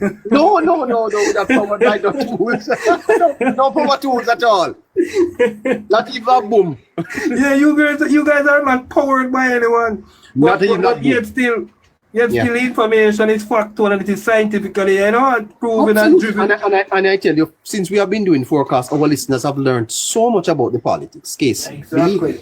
They have learned so much about the politics, how to think about the politics, beyond the lens of mere prediction. We take them deep into what is happening. Listeners, you can trust us for that. And as I say to you, we need some help. There's no question about that. That we need to show appreciation to KC for the work that he does. As he just indicated, the forecast is never paid for. It's just the leg. I one of the thing, neighbor, I think you need to read, because sometimes, neighbor, when I see from person, sometimes our word it, neighbor. Sometimes our word is kind of push off persons, So the last time I remember you saying to persons that you're asking each person to contribute 5,000. But I mean, there are a lot of persons here, neighbor. You have some. It's back to school time. There are a lot of persons who can't reach the full 5,000. So I think we should rephrase and say, whatever you can donate, it add up. It will definitely add up, neighbor, because it's more. It's additional, So if 10 persons put 5,000, if 500 is the same 5,000, that will get from one person. So it's the same. So not to scare off anybody. Whatever you can donate to the program towards neighbor and Casey for the legwork. Again, the legwork, the most important part. Legwork, meaning what's the legwork? For KC and neighbor to traverse from one parish to another to stop and talk to person and get information and feedback. It take gas, it take like water in your system, it take like juice, it take like refreshment. You might want to drink one Red Bull. Lunchtime might catch you on the road, you want a lunch. So it's not nothing personal, guys. It's just for the legwork. Two white rum.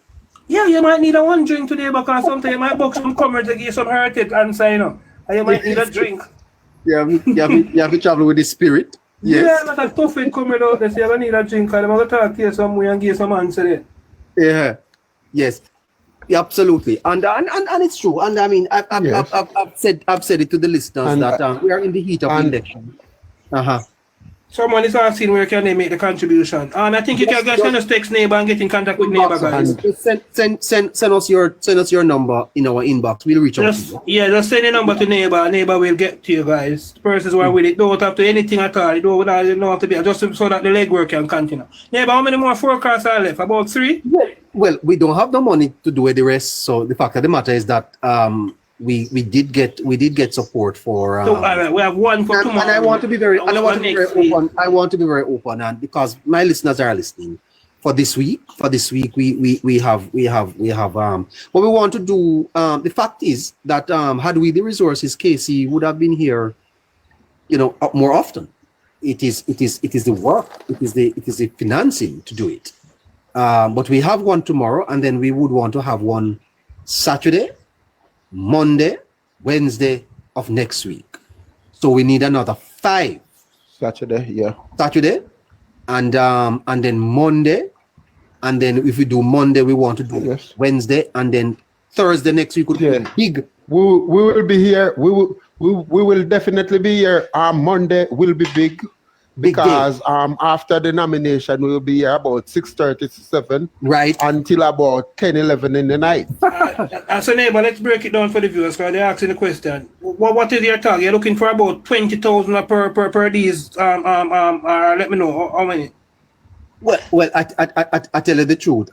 We prefer not to make those figures. No, but persons in the chat are asking that how many would you want? They want to know a target. What's your target? That's what the persons are asking. I don't know if one person, that person is planning to just cover the whole thing. Why they're asking? What they need to do is to inbox us inbox neighbor the person who's asking how much, and neighbor will talk to you about that. And then it can go from there. But as I said, they have 5 more forecasts that they plan on giving to you guys. Especially Monday after nomination, that is going to be a big one. The next week, Monday again, the election is going to be Wednesday. So it's going to be back-to-back Monday, Tuesday, long sessions again. So I expect that they will. So just do what you can do, guys. Again, it's not no personal. It's just for the leg work. And neighbor, I'm going to call it tomorrow, neighbor, because I believe you need to set up something, neighbor, where it is much more easier for persons to donate. Because earlier you talk about technology. This is also technology, neighbor. Apart from there are reasons. There are reasons. That's what I say to the listeners. Just you are up here now. Just go to the thing and inbox. Just put it in the message that you just inbox me that I want to help. So just inbox neighbor, guys, and neighbor will do it from there. Right. Yes. We want. You can also inbox Jamaican girl. Or Jamaica girl, yeah. Those are the administrator. Inbox or Jamaica girl, whoever you're more comfortable with. Yeah. And the fact of the matter is that it is we have the national debate that is coming up that we want to cover, but especially to give the listeners information as it relates to where the election is. That is what the listeners want to know, and we want to do that for them. So send me a message. Just send me a message. Go to my page. Neighbor. And neighbor, what I'm looking at though, you're really gonna need a little budget, neighbor, because based on what I hear you highlight yesterday, based on your plans in sending persons to the different constituencies to get live feed on election day, and stuff like that. You're really, I think that's a good idea. You're really there, neighbor. But trust me, things is going well, neighbor. Things is going well. No need to worry. You name neighbor, God bless you. Okay, so this is one neighbor. One neighbor. One neighbor, sir. One neighbor, yes, sir. Never two. One neighbor, sir. Never two. One neighbor. Right. Well, sir, I was saying to the listeners yesterday that there are radio stations that they are pumping ads in that don't have our viewership. We have 102,000 people here last week. Since the week has started, we've gone way over 50,000 people that is watching Politics Plus. all over the world. So, yeah, we can. Neighbor, not because I'm here, neighbor, but let me tell you something. It's interesting sometimes. You don't even know. I just come on, I just come on and I just listen to your commentary, even when you're about to start the program and you're speaking facts, sir, and you're speaking stuff that we can relate to. You're speaking to us. And I must, my hat's off to you, sir. My many hats. Not like the national anthem playing and I'm not taking off my hat, sir. Not like that. Because I cannot see you are a Jamaican and the national anthem play and you don't take your hat off. And you want to lead this great nation. It's a disgrace to us to have a man who says he's looking to lead this country. And the national anthem is playing in a national stadium and you have your hat on. Come on, people. What could this be? It's a sign in a neighbor. Back in the days when Israel was going to get hurt or doing things against God, there was things that are blatant showing them that, listen, don't go this way. But they continue and go the way, you understand me? And how can you do this? How can a man who is looking to lead the country stand in the national stadium and the national employee and he don't take off his hat? And we make it look like it's a small thing. It's not a small thing. Yeah, man, a total disregard for the country, man. Oh, you mean, man, I'm a patriotic Jamaican. No, they don't need and that is just to show you don't care. Yeah. You don't care about us. Bad shot, now Scratchy, they don't care. They don't care. If you are, remember, you know, it's out there that this man is a British man and you are trying to prove to Jamaicans that you are a Jamaican, you are a downright Jamaican, and you don't know, as someone seeking the highest office of the country, that when the national anthem is played, if you have on a hat, you are supposed to remove that unless hat. you're in the army. Unless you're in the army. Yes. Yes. Then unless you're in the army. Then it kind of raises my concern to say, is this man really just trying to sell us some false thing because people are saying he's a British man? And that is exactly what it looked like, because you can't be wanting to lead the country and not understand those simple protocols as someone seeking the highest office.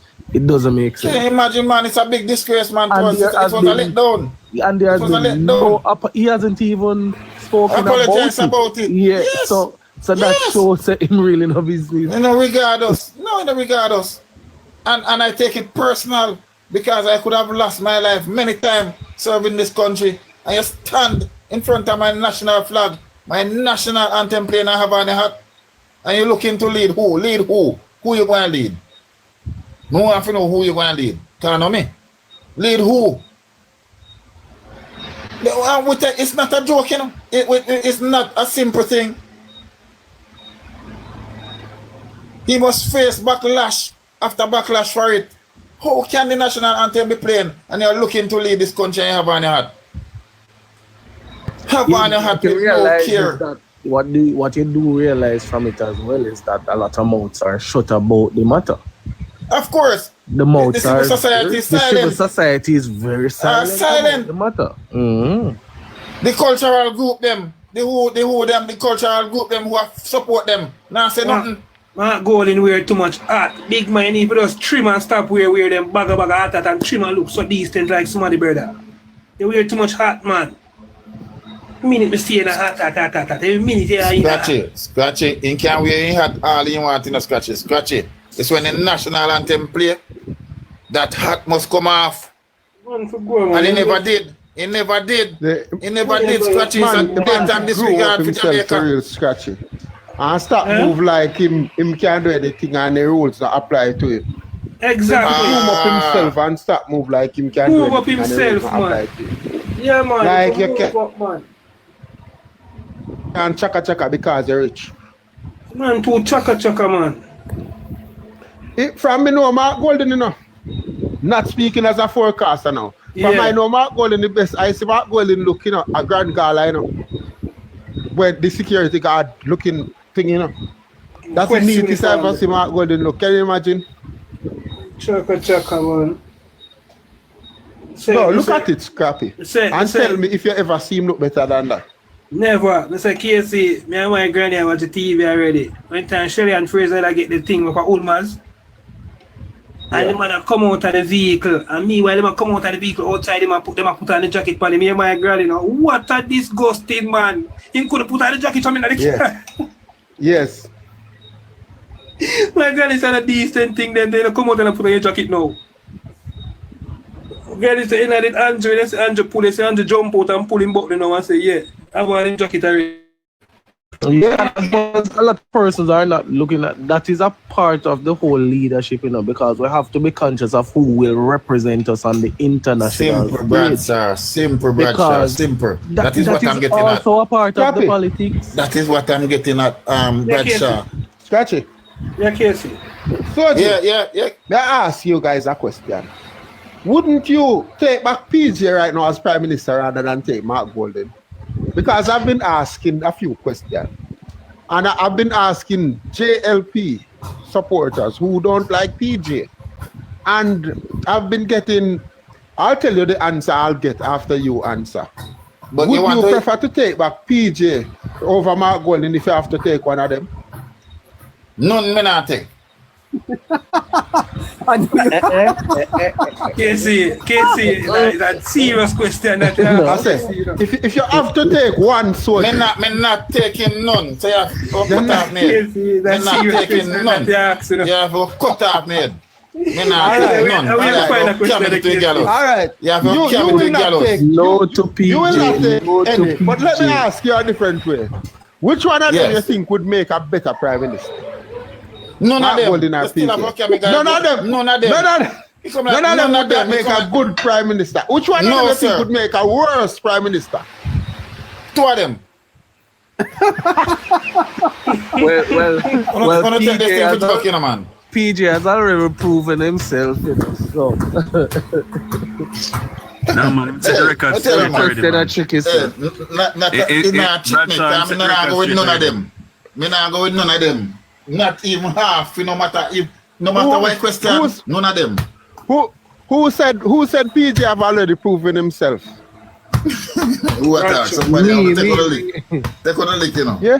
Well, Mark Golden have already proven himself to get the record of proof. Well, yeah, man, I know that, but me just say if you say which one would be worse, so me I say we already know say PJ is the thing that formed against Jamaica, you know, the weapon that formed against Jamaica. I would take back sick Mama P over it to them. Well, yeah, if you did ask about Mama P, then we could have a discussion. But PJ, for what it is worth, absolutely not. I think PJ is the Prime Minister, the politician that I grew up to hate the most. I don't know why, but I grew up with a stigma upon that man. Yep. So I must not like that man. Listen, then if a man left in a cold for so long, if you left in a cold without jacket and gloves, what do you think? Oh, you're gonna like him. If a man left in a cold,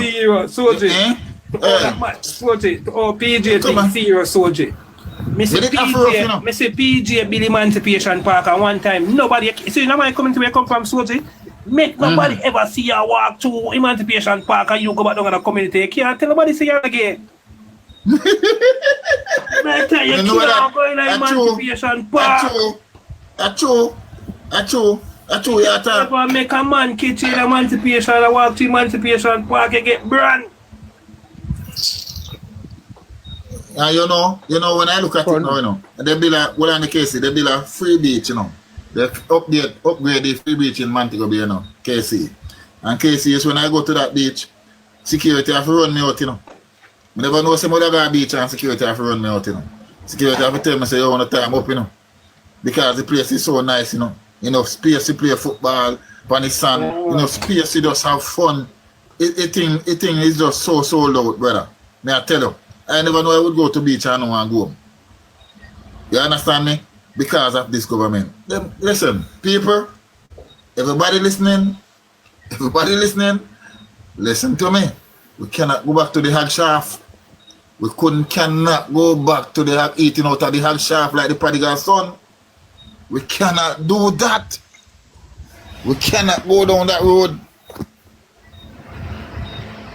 Yeah. We cannot look back. Me tell them, you know, you see, this is the works. This election is no joke election. And I reiterate it every night I come on here up until election. we Labourites have a tendency to sit back and say, oh, we can't lose. No, they're not doing it, you know. They're Whatever. not doing it. This election, yeah. I first put us there complacent.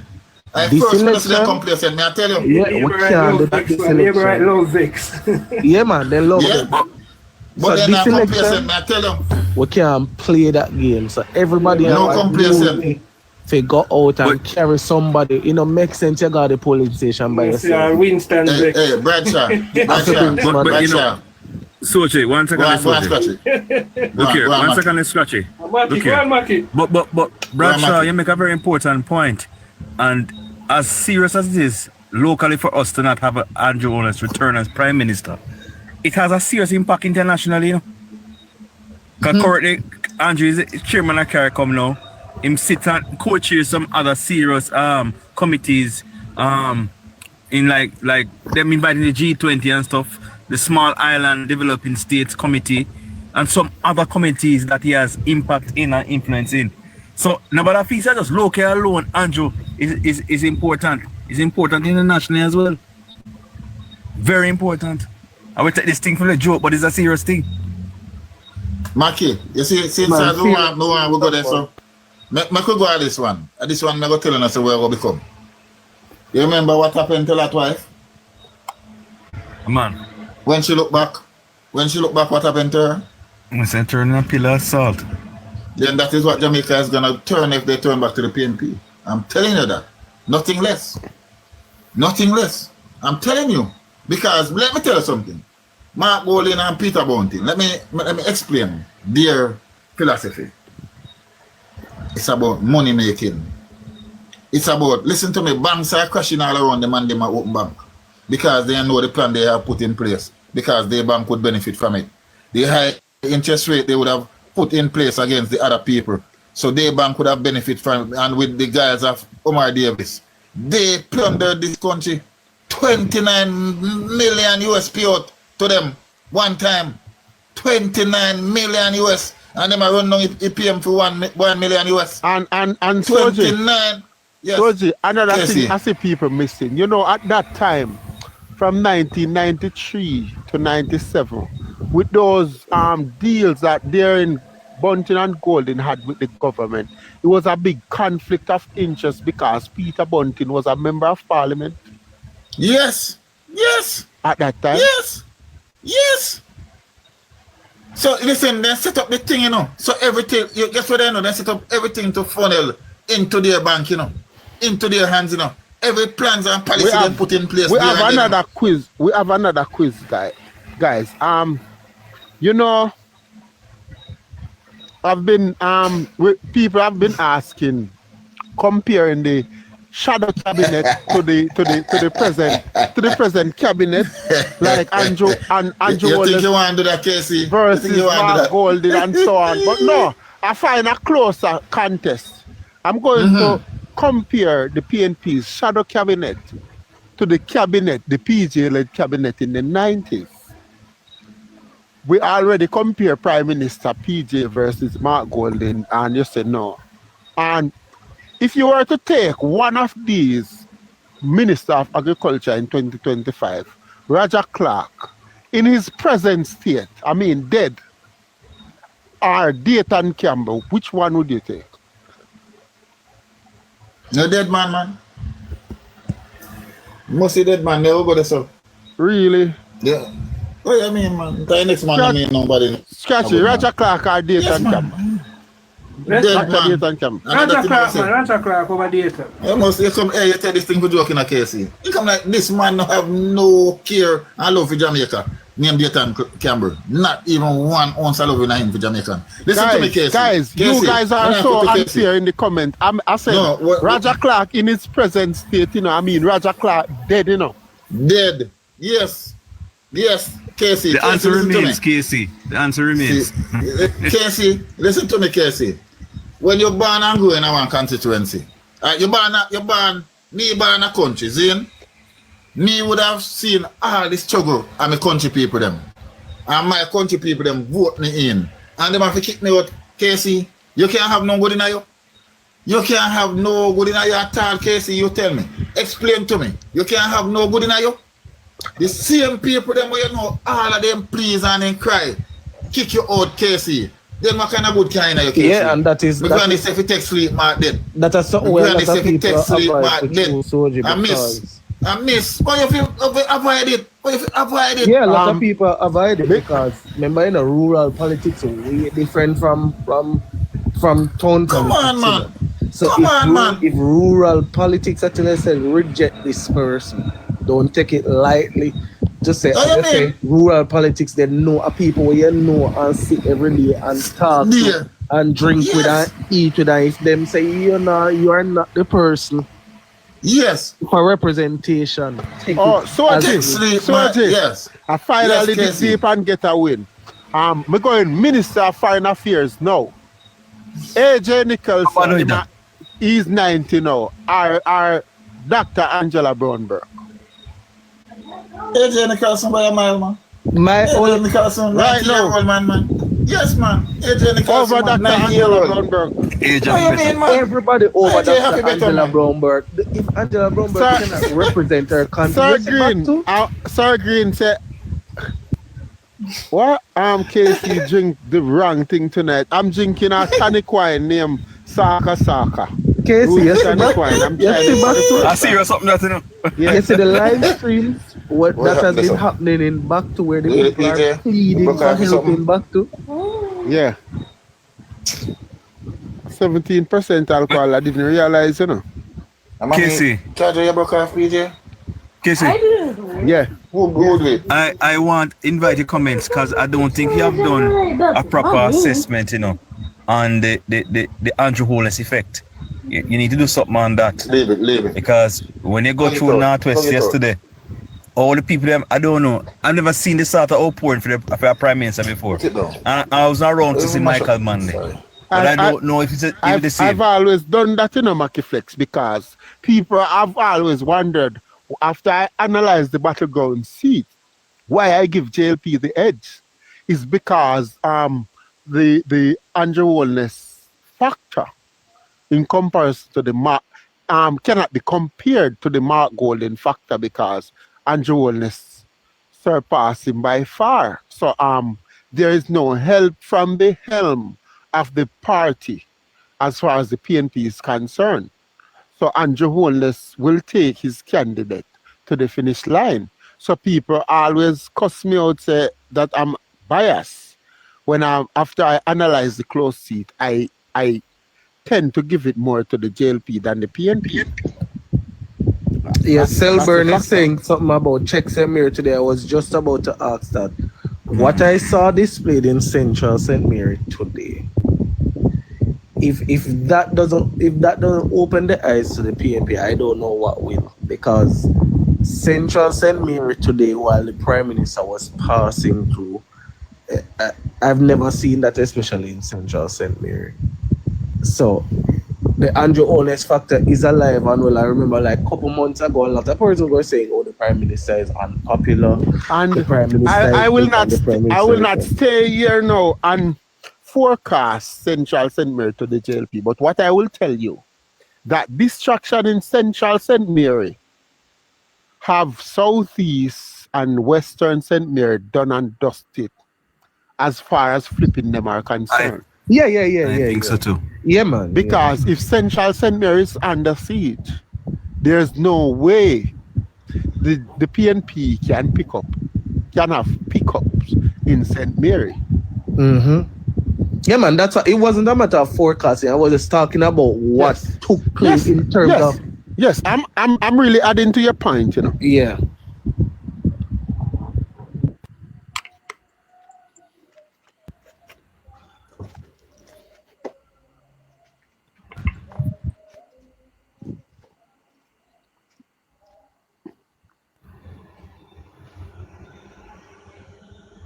All right, great. We've gone silent, but I'm still here. All right, Soji, take good care of yourself tonight. Yes, neighbor, man. One neighbor, you know how we go, one neighbor, never two. That's never right, two. And I tell you something, I must always big you up because my wife love your program and although she don't have time for it because she have school, but she always listening, you understand? You know, and you get to learn a lot. I can tell you. You know, so keep doing what you're doing, sir. One of these days, I pass through all over now because all of my family, they are Spanish town in it. So I might just have to pass through that place there. Yeah, man. Okay. But big up yourself, man. Think that, neighbor, I just remember something. What I've been observing in the last couple of months, particularly, and especially with yesterday, what I find is that whenever the Prime Minister goes around, what I find that the following for him is local. I'm not going to say that another person from other constituencies there, but I find a majority of the person who are there gathered, at least 3/4 to my mind, are local. Comparing that to the PNP, you always get the impression that person are trucked in. No man, even more than clear indication. Yeah man, but if you watch, because what happens, you know, if you watch it live from beginning, you are indeed correct. It is a very local crowd because they show you from the heading there to they get there, and they say they don't have these buses rolling with them for wherever he goes, and as they walk, you see persons coming out, you see persons meeting them at some point. Today, when they were going through Central St. Mary, it was at one point where they were going up, and then when they look ahead, you just see droves of persons from the constituency waiting for him because they heard that he was coming. So you are indeed correct. His crowds, from what he has been doing, very local crowd. And it's very indicative of what should happen once persons go out to vote this election. Indeed. All right, great. Thank you, Maki. No problem, neighbor. Fantastic. All right, listeners, we have another 20-something minutes left before 10 o'clock. So let's see if we can add some other people and hear what they have to say. Christopher Douglas, good night to you. Chris Douglas, good night, sir.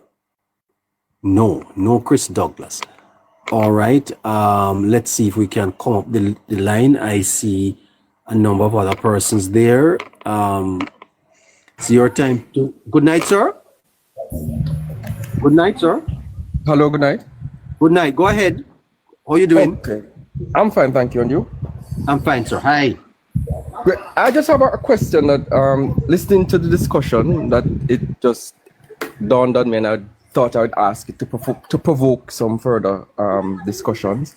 So from what I'm hearing, a lot of the consensus seems to be surrounded that if the PNP is elected, it could mean economic disaster, for want of a better phrasing, for Jamaica going forward. And I suppose that is influenced by their past stewardship of the country's ship. But I wonder, with everything that has been done in terms of the fiscal policy framework that has been implemented over the last, say, 15 years, would that not serve as a guardrail, so to speak, against any reckless policy decisions of the PNP were they to form the next government after the September 3rd general election? And if so, well, yeah, so I'll just leave it at that for now. Okay. So what are your views on that? Okay. Governments, you see, sir, although they are constrained by law, are themselves lawmakers. Do you understand? I agree. Did you know, sir, that there was a time when there was no money coming from the National Housing Trust to the Consolidated Fund? Yes, and the PNP passed a law that allowed them to withdraw. And now, 11.5 billion, I think, for more than 11 years. And did you know that the Labour Party at the time challenged it in court? Yes. And lost? Well, I don't remember the last part, but I know that it was challenged. Well, then how could they have taken it out if the court had upheld? The fact of the matter, sir, is that when a government writes a budget, it writes that budget and then it has to fund the budget. Yeah. And how does it fund the budget? It funds through taxes and loans. Correct. Correct. And therefore, it can tax the people. There's no fiscal rule there that says the government cannot raise GCT to 20%. Agreed, but are we suggesting that taxation alone would be sufficient to derail the ship of state, given the gains that we have made thus far? Well, the thing is that the fiscal rules themselves do not put the type of constraint on any government that it can't spend what it don't have. Because this government in power now could say that the income tax threshold could go to 7 million. It could go through that. Where would agree?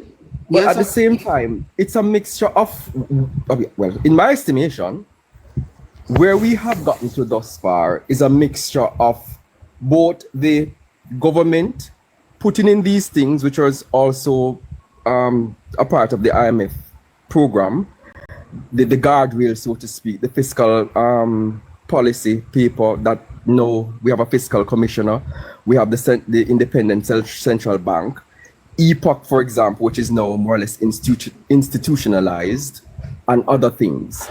So in addition these things, sir, are important institutions, laws that I think both governments have agreed are necessary so that we do not go back to the recklessness that we saw.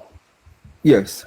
But I'm still saying to you, sir, that if a wife and a husband comes together and agree that the credit card that the family has is to be paid down, and they agree that they will never return to, blowing up the card. And one of them decide one day that, you know what, to hell with the rules, I need to get this done. Then the whole family goes back into danger, financial danger. I can understand that point too, but as I was mentioning before, there is a valid point you are making, and I think Jamaicans should understand that there is legislation in place that, magnificent as question. you say, puts up some amount of guardrails. But on the other side, though, in addition to the legislations, the legislative framework, what about the social partnership, so to speak, concerning the people? Because yes, the government would have had to put all these things in place. Mind you, some of it dictated by the IMF, but hey, we are here where we are now. But in terms of the populace, would we just sit back and watch things go awry because of the PMP's probably ill-advised policies and because they can push through law? Then what do you say of the 90s, sir, when the teachers accepted wage freeze and the civil servants? One second, neighbor. Bobby, if you vote for what? If you buy what they sell and vote for them, then you give them the right to do things as they see fit. When you came on and you asked the question, it's a magnificent question, by the way. That's one. You asked about the framework that's in place that would have prevent them. The thing is, you're saying people are insinuating that there would be economic doom if the PNP takes government. And maybe people have a point based on their past stewardship. Yeah, it's not only their past stewardship.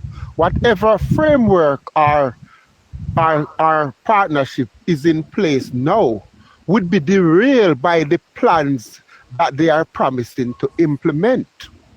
But I don't necessarily agree with that point, though, because then we have to question the credibility of the very things that have been implemented. So yes, I get the point that if we elect a government, the government has the responsibility and they can pass law and make changes, as Neighbor has said regarding, for example, the example of the NHT. But I don't think in this context it would entirely hold true. Compared to where we were in the 90s under the PNP, where it was just, you could say, a free-for-all. There were never these guardrails in place that would cause them to think twice. So even though these policies that they're advancing, and they might not be able to tell us now fully how it is that they're going to finance them, if we buy into them, for example, and elect them without that kind of detailed analysis and assurances as to how they're going to be financed, which is going to affect what exists now. Because, for example, you take the point of the opposition leader where he wants to spend more from the net international reserve, etc., etc. Then this is the time, the opposition leader, did the opposition leader had said that he want to spend more from the international reserve? I think that's what he said. He said instead of paying down the debt, that we should take money and spend it. In the last debate, that's my recollection of what he said. He did not. He had stated that he will not touch the NIR. The NIR. So where was the money to come from? It was from exactly. The debt. That's the question. But to be honest, Fabi, how will he fund what he is proposing? But the long and short answer, I will leave you with neighbor. But he's saying that. KC, what me that say to Fabi is, even though there's a physical responsibility in place, the physical responsibility doesn't stop the governing party from doing certain things same way. Sir. Even though they're the governing party, it don't stop them Fabi from doing certain things. The physical responsibility goes towards certain things and to a certain extent. I think if they want to run a deficit in the budget, they can do that. They're the governing party. I don't know that, but what from my perspective is that we would have gone a far way in putting all these things in place, which should serve its purpose. And the second pillar to that is my brother. The citizens are also critical to hold them to account to these things. Yeah, government has enormous power, you hear, sir. And you spoke about the partnership. Governments have to respect that. The question is, will the PNP respect it? Will the PNP respect the rule? What comes to mind with this? Hold on there. What comes to mind with this is under the PJ Patterson administration and the gas riots of the 90s.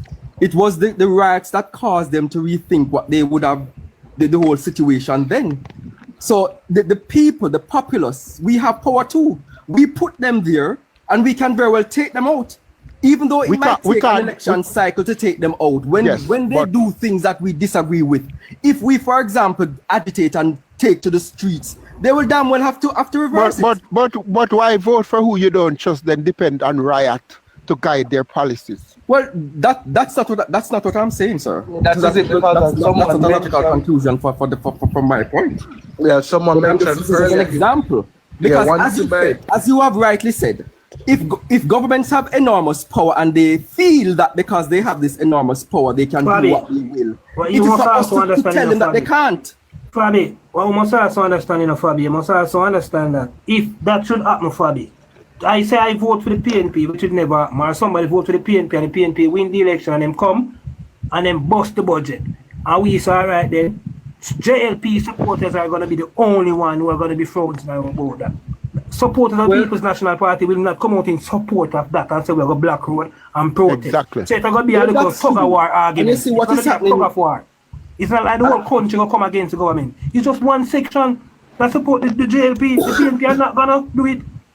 Well, if I buy the Prime Minister's current rhetoric, even today, while I was listening to him while he was speaking in St. Mary, and one of the points he made is that the electorate of today is not like the electorate of 20 years ago, for example. That people are more prepared not to necessarily go the party line and be more objective in their decision making, and that's the level of maturity that we have. Because if you don't, Fabi, the thing while says what going to happen. While I respect the Prime Minister, And the Prime Minister loves Jamaica and loves the people and is very, very quick to point out to them and congratulate them when they make progress. These are the same people that he was speaking to in a mass meeting in 2011 when he was telling them that austerity measures is coming because where the country economy is, we need to take strong measures in order for it to fix before it can grow. Yeah, the bitter medicine. Yes, so there will need to be bitter medicine. And Jamaica Holness have been trusting the peoples and the people's maturity from he came into politics. He gave them the decision. I don't have such faith in these people. That's why I'm not in representational politics. But that's on Jamaica Holness. He loved the people of Jamaica. He believes in them. He believes in their progress, and he will take a chance with it. That's why he's not trying to buy the election. That's why he's campaigning and taking nothing for granted, because he trusts that the electorate will make the sober decision. I am a supporter of him and his party, but I can't say that. As Scratchy said, the people who vote for PNP will not come out and demonstrate against them when they do what they want to do. Exactly. And Fabi, when you look at this, Fabi, the PNP is proposing to give 20,000 students $10,000 each month towards taxi fare or bus fare. Fabi, that is $200 million a month, Fabi. You think that's sustainable? Right now with the current situation that's the only thing that they are promising. Exactly. And you they're promising, really. Yes, and you disagree. That is probably the cheaper of what they are promising. Yes, and Exactly. when I said that what they are promising to implement will derail the economy, you said you have to disagree. That's $200 million a month. You think the government can manage? We're talking about that? the fiscal rules, sir, not necessarily that point. Because you didn't let me finish either. Okay. They would not be able to implement what they're promising to implement with the fiscal rule. So it's either they're going to overthrow the framework or they're going to disappoint the people who they promised these things to. No two ways about it. Either Fabi need to understand that there's nothing in the physical rule that says the government cannot introduce any new taxes. There's nothing in it that says that. So the PNP can come with a massive tax package for us. Yeah, but if you look at it, they have already started promising us the taxes. Because there's nothing in the physical rule that tells us as a governing party you cannot introduce any new taxes. Yeah, a lot of persons are realizing that because very early on in the year, they told us about at least 4 new taxes. One read about Zimbabwe. Sir, governments that are reckless can destroy an economy. Fiscal rules or no fiscal rules, if the government is reckless and irresponsible, they can destroy the economy, sir. Of course. I don't know that, but I think based on where we are at now, having walked the road of implementing these things, it's a two-pronged approach to me. And I don't think that the populace, if it were to come to that, should just sit down and take it just because the government can impose this or impose that. So what would you propose that the populace do? What do populations do when their governments make decisions that are not in their best interest? They go. But why would you vote for them if you don't trust that they will do the right thing? If you will have to resort to any of those measures? In this conversation, it's not a matter of whether or not I would vote for them now. In relation to that, but the election can go either way. So that is something that we have to contend with. If after September 3rd the PNP is elected, then it becomes important for us, in light of where we are now and the significant gains that we have made economically, to ensure as a populace that they don't do anything to derail it. And it's not just going to be in the interest of persons who support the JLP. It is also going to be in the interest of persons who support the PNP. Therefore, that's where the maturity comes in. Sir? Yes, neighbor. Yes, just look across the world. my brother, on governments and look at economies that have collapsed, and you'll realize that fiscal rules don't keep economies from not collapsing. The government policies do. Okay? So it is important that government has policies that aligns with the fiscal rules. Nothing can prevent the government from drawing down on the NIR, you know, sir. Fiscal rules? No. That requires a disciplined government. A government that respects the law. That respects the rules. Okay? Yeah, sure. I don't disagree with that. But you can't elect a government and then you say, oh, well, if the government don't do well, we'll take to the streets. Well, they lock you up. But we're in a democracy. That's the point that I make. We're in a democracy. So these are just hypothetical. There are limits. After September 3rd, after September 3rd, it could be very well possible that the PNP is elected. So what we're going to do? You have to listen. Fabi, 1 second. I'll leave you with this. I'll leave you to neighbor. But you have the Coast Guard to prevent drug smugglers and gun smugglers. You don't invite them in your waters because you have the Coast Guard. It's as simple as that. If the PNP is suspect, if you suspect them, if you doubt them, why elect them? Then say it's okay. Then act as if it's okay to elect them because we have the framework. The framework can't protect you. Correct. And what they are promising to implement cannot be implemented unless they derail the framework. So it's either they're going to derail the framework and start with the fiscal indiscipline, or they're going to trick the people and don't give them what they promise. Exactly. It's no two ways about it.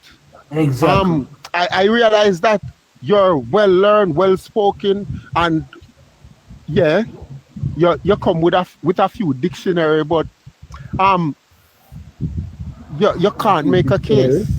You can't make a case. What am I making a case for, sir? I raise a question to no, you're trying to make a case for the People's National Party, and you can't. Please don't do that. Don't do that. I was listening to the program, and I decided that I'm going to call to elicit this particular question that arose in my mind. Then what is your point, really? Well, clearly you are not getting it, sir. It's clear that you're not getting it. That's why I'm asking, sir. If you started by saying that the question that I asked was a very important question, that is the question that I'm asking to elicit a conversation. I'm not batting for the People's National Party. Yes, but we have had the conversation. And the only thing that I'm advancing in this conversation, sir, is that if we have these rules in place from my perspective, they should serve a purpose. And I'm not discounting the feedback that I've gotten. But please don't assert that I'm batting for the PNP. I'm not batting for the PNP. Because I'm very much a full supporter of the Jamaica Labour Party. You must know. No, I don't want to know. Well, I'm telling you. So don't tell me that I'm batting for the PNP. If you can't understand and appreciate the point that I'm making, then say that. But don't try to turn it in another direction, sir. Please don't do that. Well, but anyway, think you're thank you for hearing me out. That's what I picked up, and I'm going to trust my better instincts. Well, you can trust it all you want. I'm telling you that you are dead wrong. Okay. We have to be wrong sometime. But Indeed. That's what I picked up, and that's what I think. But we'll see what we shall see. Respect to you, though. In Jamaica's interest, you're a very intelligent young man. In Jamaica's interest, I choose Jamaica every day and every time. That's very good to know, Fabi. Very good to know. So I'm not here to bat for any side. Apologize to who? Apologetic to the JLP, but I will not subject my intellect on the altar of any political expediency, because I should be able to think for myself. And that's understandable. Is that once they join either side, their intellect becomes compromised, and I'm not about that. Yeah, but because that is not the interest of Jamaica. When you can't see when one side is doing something wrong and you say they're doing something right, that is not me. So I don't wish to be able at the same time, but I know where I stand. Okay, my brother, Hello? Hello, sir. Yes, neighbor. So yes, thank you. Very, no, man, very don't wait, man. heated discussion. Wait, no. Calm down. Yes. Calm down. Why are you getting so excited, sir? Why is it? Why am I getting so excited? Well, yes, you call it excited. I could call it passion. Oh, well, then why are you so passionate? Because the gentleman sought to label me as a I'm here to defend the People's National Party. I'm not here to defend the People's National Party. The thing I found with passion, there's no fruit more sour. Sorry. I'm sorry about that. But then, sir, even if you were, why would that? There's nothing wrong with that. Well, I don't appreciate persons. You get so passionate just because when you are. It is not true. You don't. I call it. Fabi, one question. Can a supporter of the JLP make a point for the PNP or make a case? By all means. Okay. So did I accuse you of being a member of the PNP or a supporter of the PNP? What did you Ask say? Ask anybody on the live or in the on the panel. What did you say? The point that you were making, which party would it make a case for? Answer for me, neighbor. Be honest. Well, I think he said that on September 3rd, the election could go either way. No, I'm not talking about his mere prediction or insinuation of a prediction. Yeah. I'm talking about his what he was is like why are we alarmed or insinuating that it could be an economical doom if the PNP comes to office? Yes. You could insinuate that this is a point he's making on behalf of the People's National. That's a so it's nothing to get passionate about unless you have some sugar to put with it. No, well, I see. It's what it is. Why call it as I see it? Well, yes. Yes. That's why JLP and PNP and everybody disagree with me at times. It's okay. Well, yeah, well. It is what it is. And you hit the highest note tonight. You can try the studio. You're good with the high pitch. Okay. But respect. You're a very intelligent person, well-spoken gentleman, and I sure neighbor will love to have you here again. I don't mind having you here if I'm here. Yes. All right, sir. Thank you, neighbor. Thank you. Good. Wow. Scratchy? Yeah, can say. Yes. The silence is deafening. Say something. Very, very deafening. I'm here, man, Casey. I'm here. You know. Well, it's 10 o'clock. Beautiful speaking, though, in election. Beautiful speaking can't fix road.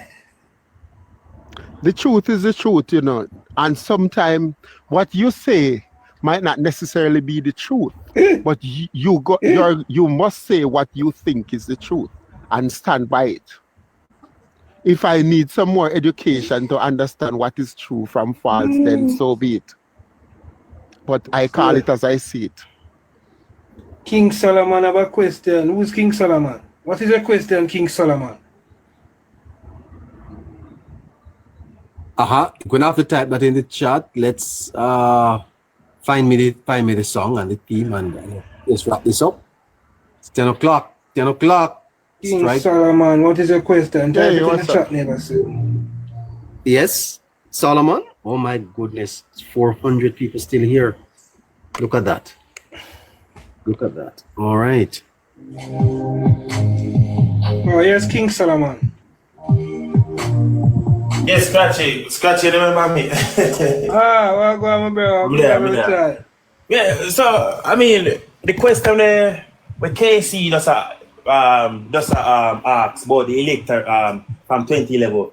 I also ask myself this question all the time, you know, because me personally, you know, if I was the government, I would have buy this election in a good way. Personally, honestly. I buy something in a good way, King Solomon. I buy an election in a good way. No, you can by doing more projects and getting more people employed, you know, like the Labour Party workers. So King Solomon, you don't feel like say the government has outdone itself going into this election and it is now up to the political party and the citizens them now and persons of Jamaica will go give the government them vote now. You don't feel like the government has done enough? Yes, but this as Casey was saying, this electorate, I mean, honestly, it really ponders me, you know, like, I'm really nervous about this electorate, honestly. But King Solomon, look how much work we have done, King Solomon. And if we still not connect with them, one more project you think we can do right now to connect with them with an election we will call the next 3 weeks? Them That is true. hand out most of these If I was leading this government, I would just call the election, because if they don't elect me, there's nothing more I can do to satisfy them. Exactly. It's as simple as that. What more can I'll give just them? do my book of achievement and send it out. Who can read. Casey, I think the government has done enough. I think the government has done their part, and it is now out of the government hands now, and it is now up to the both political parties to go before the electorate. Let me tell you something. Let me tell you one of Solomon? Yes, I'm listening. Let me tell you one of the things that is wrong with politics all over the world. That the party in power thinks about the next election.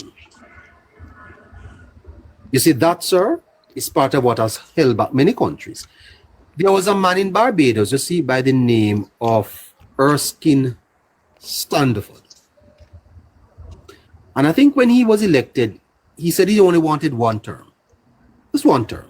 He wasn't interested in a second term. And therefore, what he was going to do, you know, sir, if I am to be very, very honest, there are things that this government could do that would be very unpopular, that probably would affect their electoral chances. Exactly. Yes? You can't, sir. You can't think about only the election. You have to think about the country. And if you lose the election because you stood up for principle, for the country, sir, history will be kind to you. It's not only about power, sir. Just like Mr. Siaga in 1989, neighbor.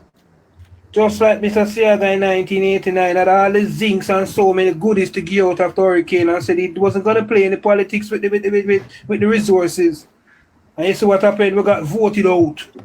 And quite frankly, I think even the PNP themselves would be shocked if they win the election.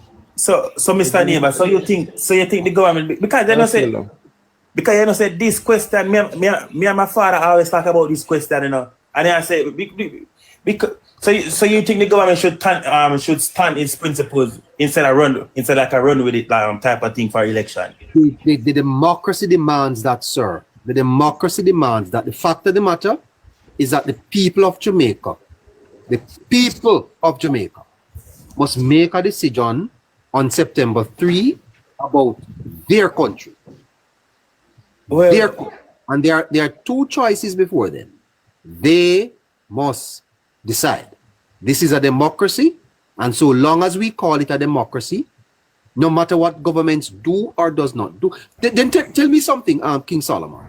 Was the PJ Patterson government performing and won 4 terms? Well, then they knew in 4 terms, but he won 3 terms. No, but we know that, but we know in then time there's a lot of hanky-panky going on, you know, with EOJ and stuff, because if Portia Sinsemilla can amass 3,000 more voters than what's on the voters list, then so you know there's multiple experiences. Do you trust the people, sir? Do you trust the people to make a decision? No. Oh. I'm 50-50 on that, honestly. Well, then, sir, that's what we have. We're not a communist country. We're a democracy. The Labour Party has put to the people of Jamaica their performance, and they have said, we have done this. You know, King Solomon. I have to leave, but you can treat a girl very nice. I got one question though. One question. You listen to me. You can treat a woman very, very nice, put her in a house, buy her car, everything, and you still get burned. Okay, sir? Yeah. That don't mean that you never treat her good. But at the end of the day, she have a decision to make. The people of Jamaica will have to decide. Let us accept their decision come the 3rd of September. Whatever that decision is, the people decide. And Mr. Holness will have to respect that, and Mr. Golding will have to respect that, sir. This is a democracy. Okay? And I will tell you this neighbor. Okay, continue. I'll tell you this finally, that irrespective of the performance of this government, some people will not vote for it. As a matter of fact, as much as over 300,000 people in Jamaica will not vote for the government and want to see the government lose. It's not because the government not perform. They are tribalists.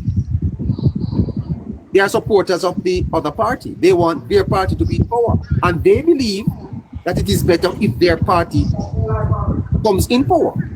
That's just the nature of democracies. Yes, that's true. If I may say this, and if I may say this, sir, if I may say this finally, Casey, that one of the things I have commended this Prime Minister for is that I saw that he had an opportunity to buy the election. As you have said, King. And he says no. And I think that that is a mark of a honest man. A man that is not thinking about self-aggrandizement, about power, but he's thinking about the Jamaican people. And he could have started buying it as far as last year, April. There's no government in our history, local government election with the type of resources this one has to spend recklessly, and they have said no. People of Jamaica need to look at that too. For them choice, sir. Neighbor. But Mr. I got one question. You think the government start campaigning too late? No. Or even this record of achievement stuff, you think it's too late? No? No, sir. No. No, sir. The government was governing. The government was governing. You hear people talking about fixed election dates, sir? There's a reason for that. The government was in the process of governing the country. Yeah. King Solomon, put it this way. The government has done 2 terms. So it's only right that you campaign on what you did in the 2 terms. So the government plan on campaigning was to campaign on their achievement. So they were focusing on governing to achieve. So their governing is the base of their campaign. Yeah. And may I say this to support Casey, it is governing. So what they had to do is keep focus while the opposition was campaigning, focus so they could achieve more, and they have done that. Yes, sir. And now they are saying to you, here's what I've done. Yeah. Nobody else have done this over 2 terms. Yes, sir. Governing, sir, wins election. Governing. Because if this party had failed to govern, if we were facing a murder rate tonight of way over 1,000, and an economy that is collapsing, wage freezes, the government would have lose the elections. They wouldn't even be competitive. Yeah, it wouldn't even make sense to contest that election. If inflation was 15%, okay, and unemployment was not 3.5 but 18%, they wouldn't stand a chance going for a 3rd term. The opposition would be saying, look there, nobody can find work, right? Prices are high, wages are frozen, crime is out of whack. It is governing that wins elections, sir. You must govern, and having governed, you put your performance to the people and say to them, here's what I have done, give me another term to continue. Well said, neighbor. And on this point about neighbor, Yeah, and it's right. about who if you start campaign later and that, neighbor. We can't watch the opposition. The opposition run out of the blocks early and start the campaign from 4 years ago. We need to understand, you cannot compare someone who's unemployed and someone who's employed and expect them to have the same amount. Yeah, and if you don't govern, if you can't, you see when this election is over on the 3rd of September, the whole campaigning must stop. We go back. Another thing. Another thing. If Dr. Omar Davis should be in the PNP shadow cabinet now for finance minister, and people start talking about his record and what the PNP is proposing, and I come on here and say that there is a fiscal framework now. There's a fiscal framework policy now. So why talking about his history? He cannot do what he did again. Wouldn't you say that I am making a case to say that you can let Dr. Omar Davis be the finance minister because there is a framework? Wouldn't you say that I'm making a case for Dr. Omar Davis? You're going back there, so Casey. No, Casey. no, I'm just puzzled as to why such an intelligent gentleman is amiss as to who he was making a case for. Because what he's basically saying to me based on his reaction now is that he was unaware that he was making a case for the PNP. Uh-huh. Wow. But Mr. Casey, when I was saying the government should start the election campaign early now, what I meant was maybe 2 weeks before or 2 weeks earlier or even a month. Yes, Solomon, a lot of us is thinking that, but remember, Jamaica Labour lost the general election in 2011. He won a leadership election against Nisha, one of the most formidable political opponent in the JLP. Then he won 2 general elections and 2 local government elections thereafter. Well, what are the things that despite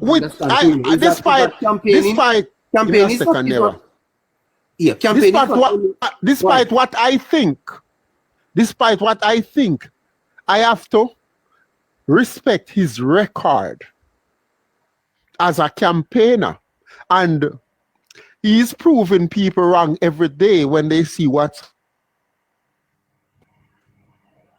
So he know what he had. He know the strength he had. He know the time he needed. And he's trusting that. And his general secretary have never lost an election.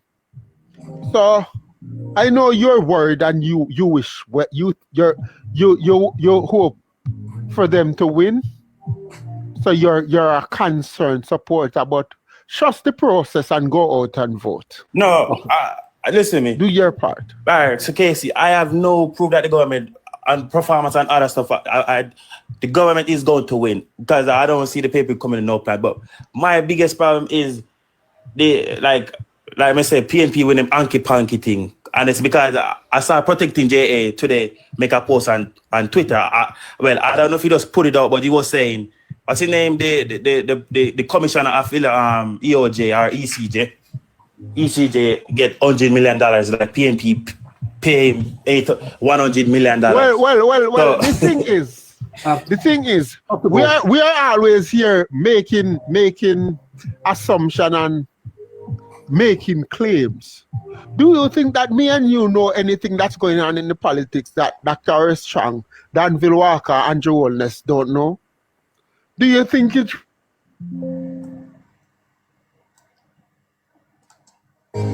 Reach our ears and don't reach theirs? That were to be true or any other thing that is being said. They have people doing investigations upon investigation, doing canvassing, doing polling. They have scrutineers all around. This election campaign, the government may have started their election campaign long before you know. Because maybe you only acknowledge the campaign when it hit the air or hit the ground. All right, guys. Yes, we have to go. They know who is who. That's going to have to be it for tonight. until tomorrow. Tomorrow, Thursday, at about 6 o'clock. Thank you so much. More than 450 of you still here, but time has gone.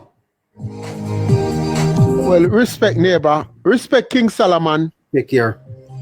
Sir Bradshaw. Yeah, man. It was good having the discussion. One scratchy. Yeah, well, you know, hopefully the government get re-elected on September the 3rd. Yeah. All right, guys. Let me make this. Neighbor, I'm supposed to ask for. I just remember I'm supposed to ask for a day off. It's the 3rd. It's my birthday. Hey, wow. Neighbor, see somebody just type something in the chat. How do they contribute to the program? So what? What's that? Something Queen asking, how do I contribute to the program? That was. Right. Let me write down her name. Inbox neighbor, inbox Jamaica girl. Inbox somebody. All right, we'll sort that out for tomorrow. And let you know. Okay, we'll sort that out for tomorrow. Yeah, I wanted to say to you guys that it is governing that wins elections. You hear? You fail at government, you don't win elections. Well, there are other factors, but you really should govern well. Because if you don't, you're gonna be up against it. Your economy is bad. People are out of work. Crime is high. Your health sector's falling apart. People can't go to school. Country is in chaos. Who elects that government? Opposition will be breathing down your throat, telling you it's time for a change. You have to go in a new direction, as happened in 2007.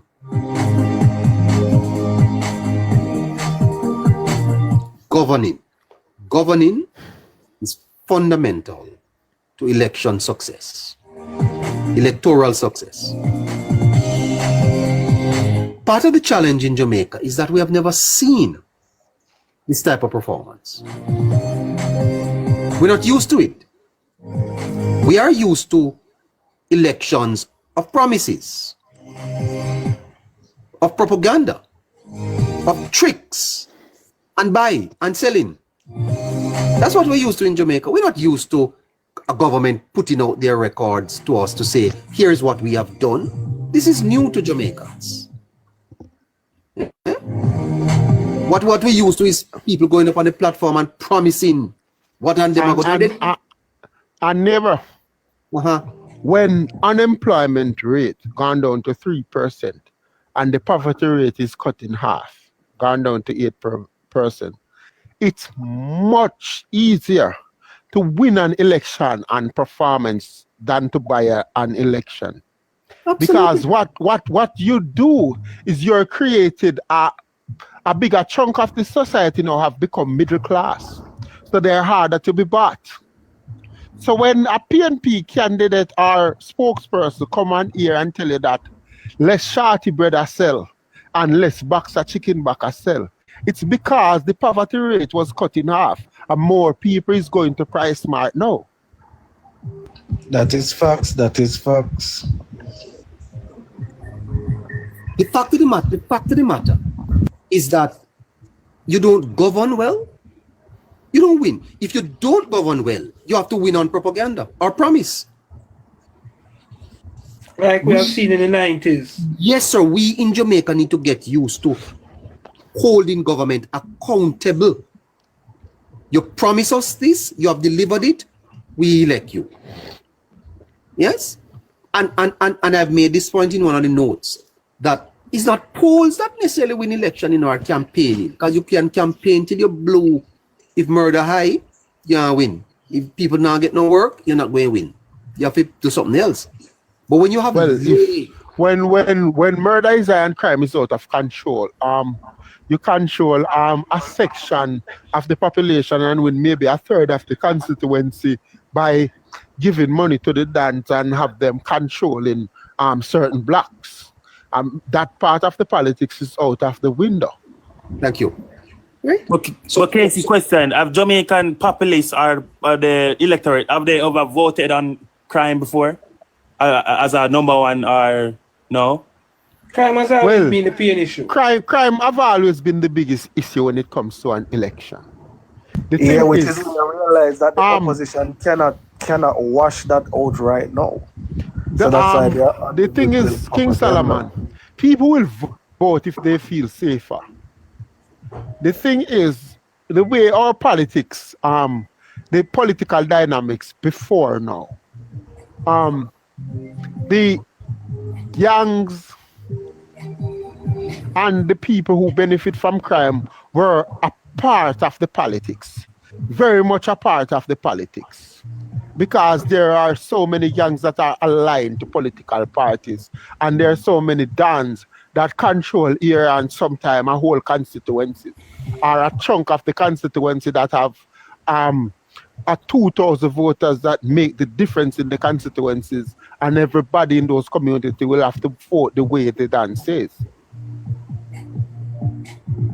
So, removing the Dans and the gangs and lowering crime is like leveling the playing field, give the prospective candidates a chance to go into any part of the community, go into any house and make their case to the electorate. Yeah, and that is part of the reason why too, you see, this election cycle, a lot of persons are more open and vocal with their support for either party because of that reduction in the crime and them feeling safer to express. Yes, regardless of where they live. Remember, this is the first election in the history of Jamaica that St. Andrew East Central is in play, because that's formerly a PNP garrison. Have to leave it there, guys. Take care. Okay. See you tomorrow. Tomorrow, neighbor. Bye-bye. Scratchy? Tomorrow. Scratchy? Yes, neighbor. You hear me, neighbor?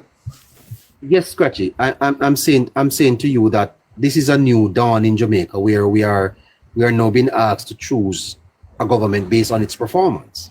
Very, very new dawn, neighbor. We have never seen it before, neighbor. So that's why I believe a lot of us, neighbor, you yourself, you're skeptical, and I'm skeptical as to how Jamaica will respond to this, because we have never seen it before, neighbor. Will they buy into it come September 3rd, neighbor? Or will they just throw it back in the Prime Minister's face as if it is nothing? Let us commend the government, though, Scratchy, that they have been responsive. Very, very, very responsive. If you listen since Sunday night, Scratchy, you realize that a lot of people are, a lot of supporters of the party are suggesting, why not try and buy the election? Why not spend some money and people feel good? And that's typical politics, Scratchy. That's part of the game, eh? Yes. Yeah, and supporters on the outside want to win so badly that they want the party to do everything to induce voters, kind of a little incentive. But the greatest incentive you can give to a society, Scratchy, is to make them feel safe and give them a work. Exactly. That's a safety net, a job. Yes. That's a safety net. They have an income. What would you prefer? To get $10,000 election time, and then if the rest of 5 years you don't have a work? What would you prefer? $2,000 a year. $2,000 a year, yeah. Anyway. $2,000 a year, neighbor. I mean, you just have to understand, neighbor. To say, neighbor, you said it perfectly, neighbor. It's up to everyone, September 3rd, neighbor, to show whether they're appreciative of what the government has been doing or they are not. And yeah. I just want to make this last plea before we close out, neighbor. That yes. I mean, neighbor, when you look across our length of our country, neighbor, you see bad people, neighbor, bad things.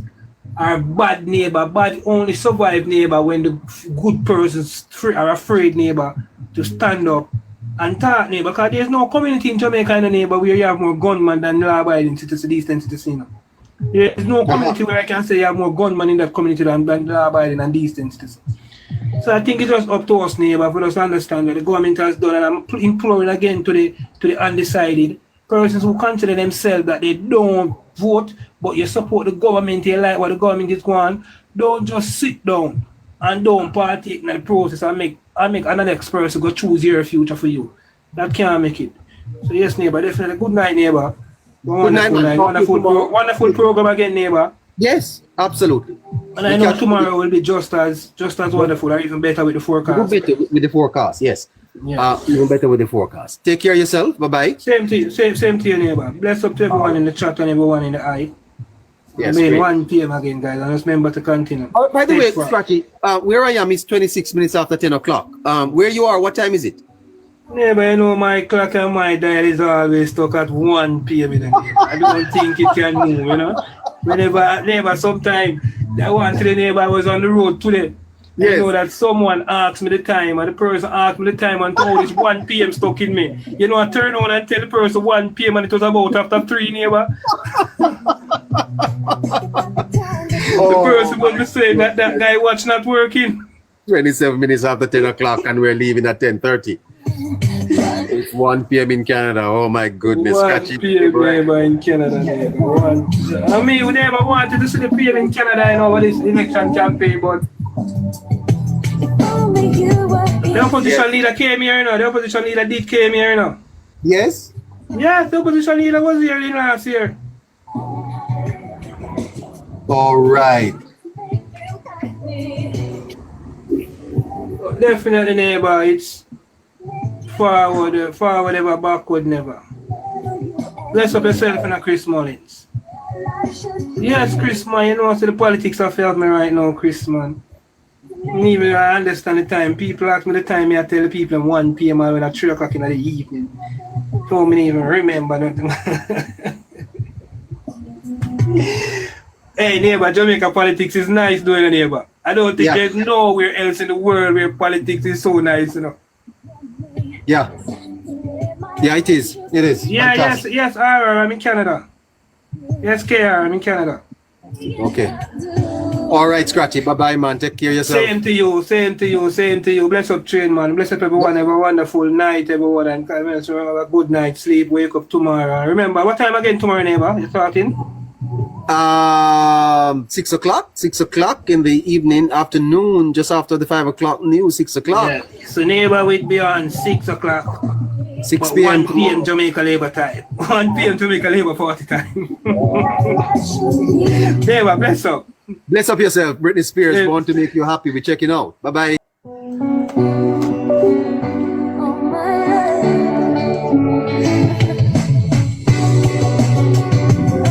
KR, oh, KR, give me a drive in your car. KR. Give me a drive in your car, KR. I'm sitting alone in my room. Thinking about the times that we've been through. I'm looking at a picture in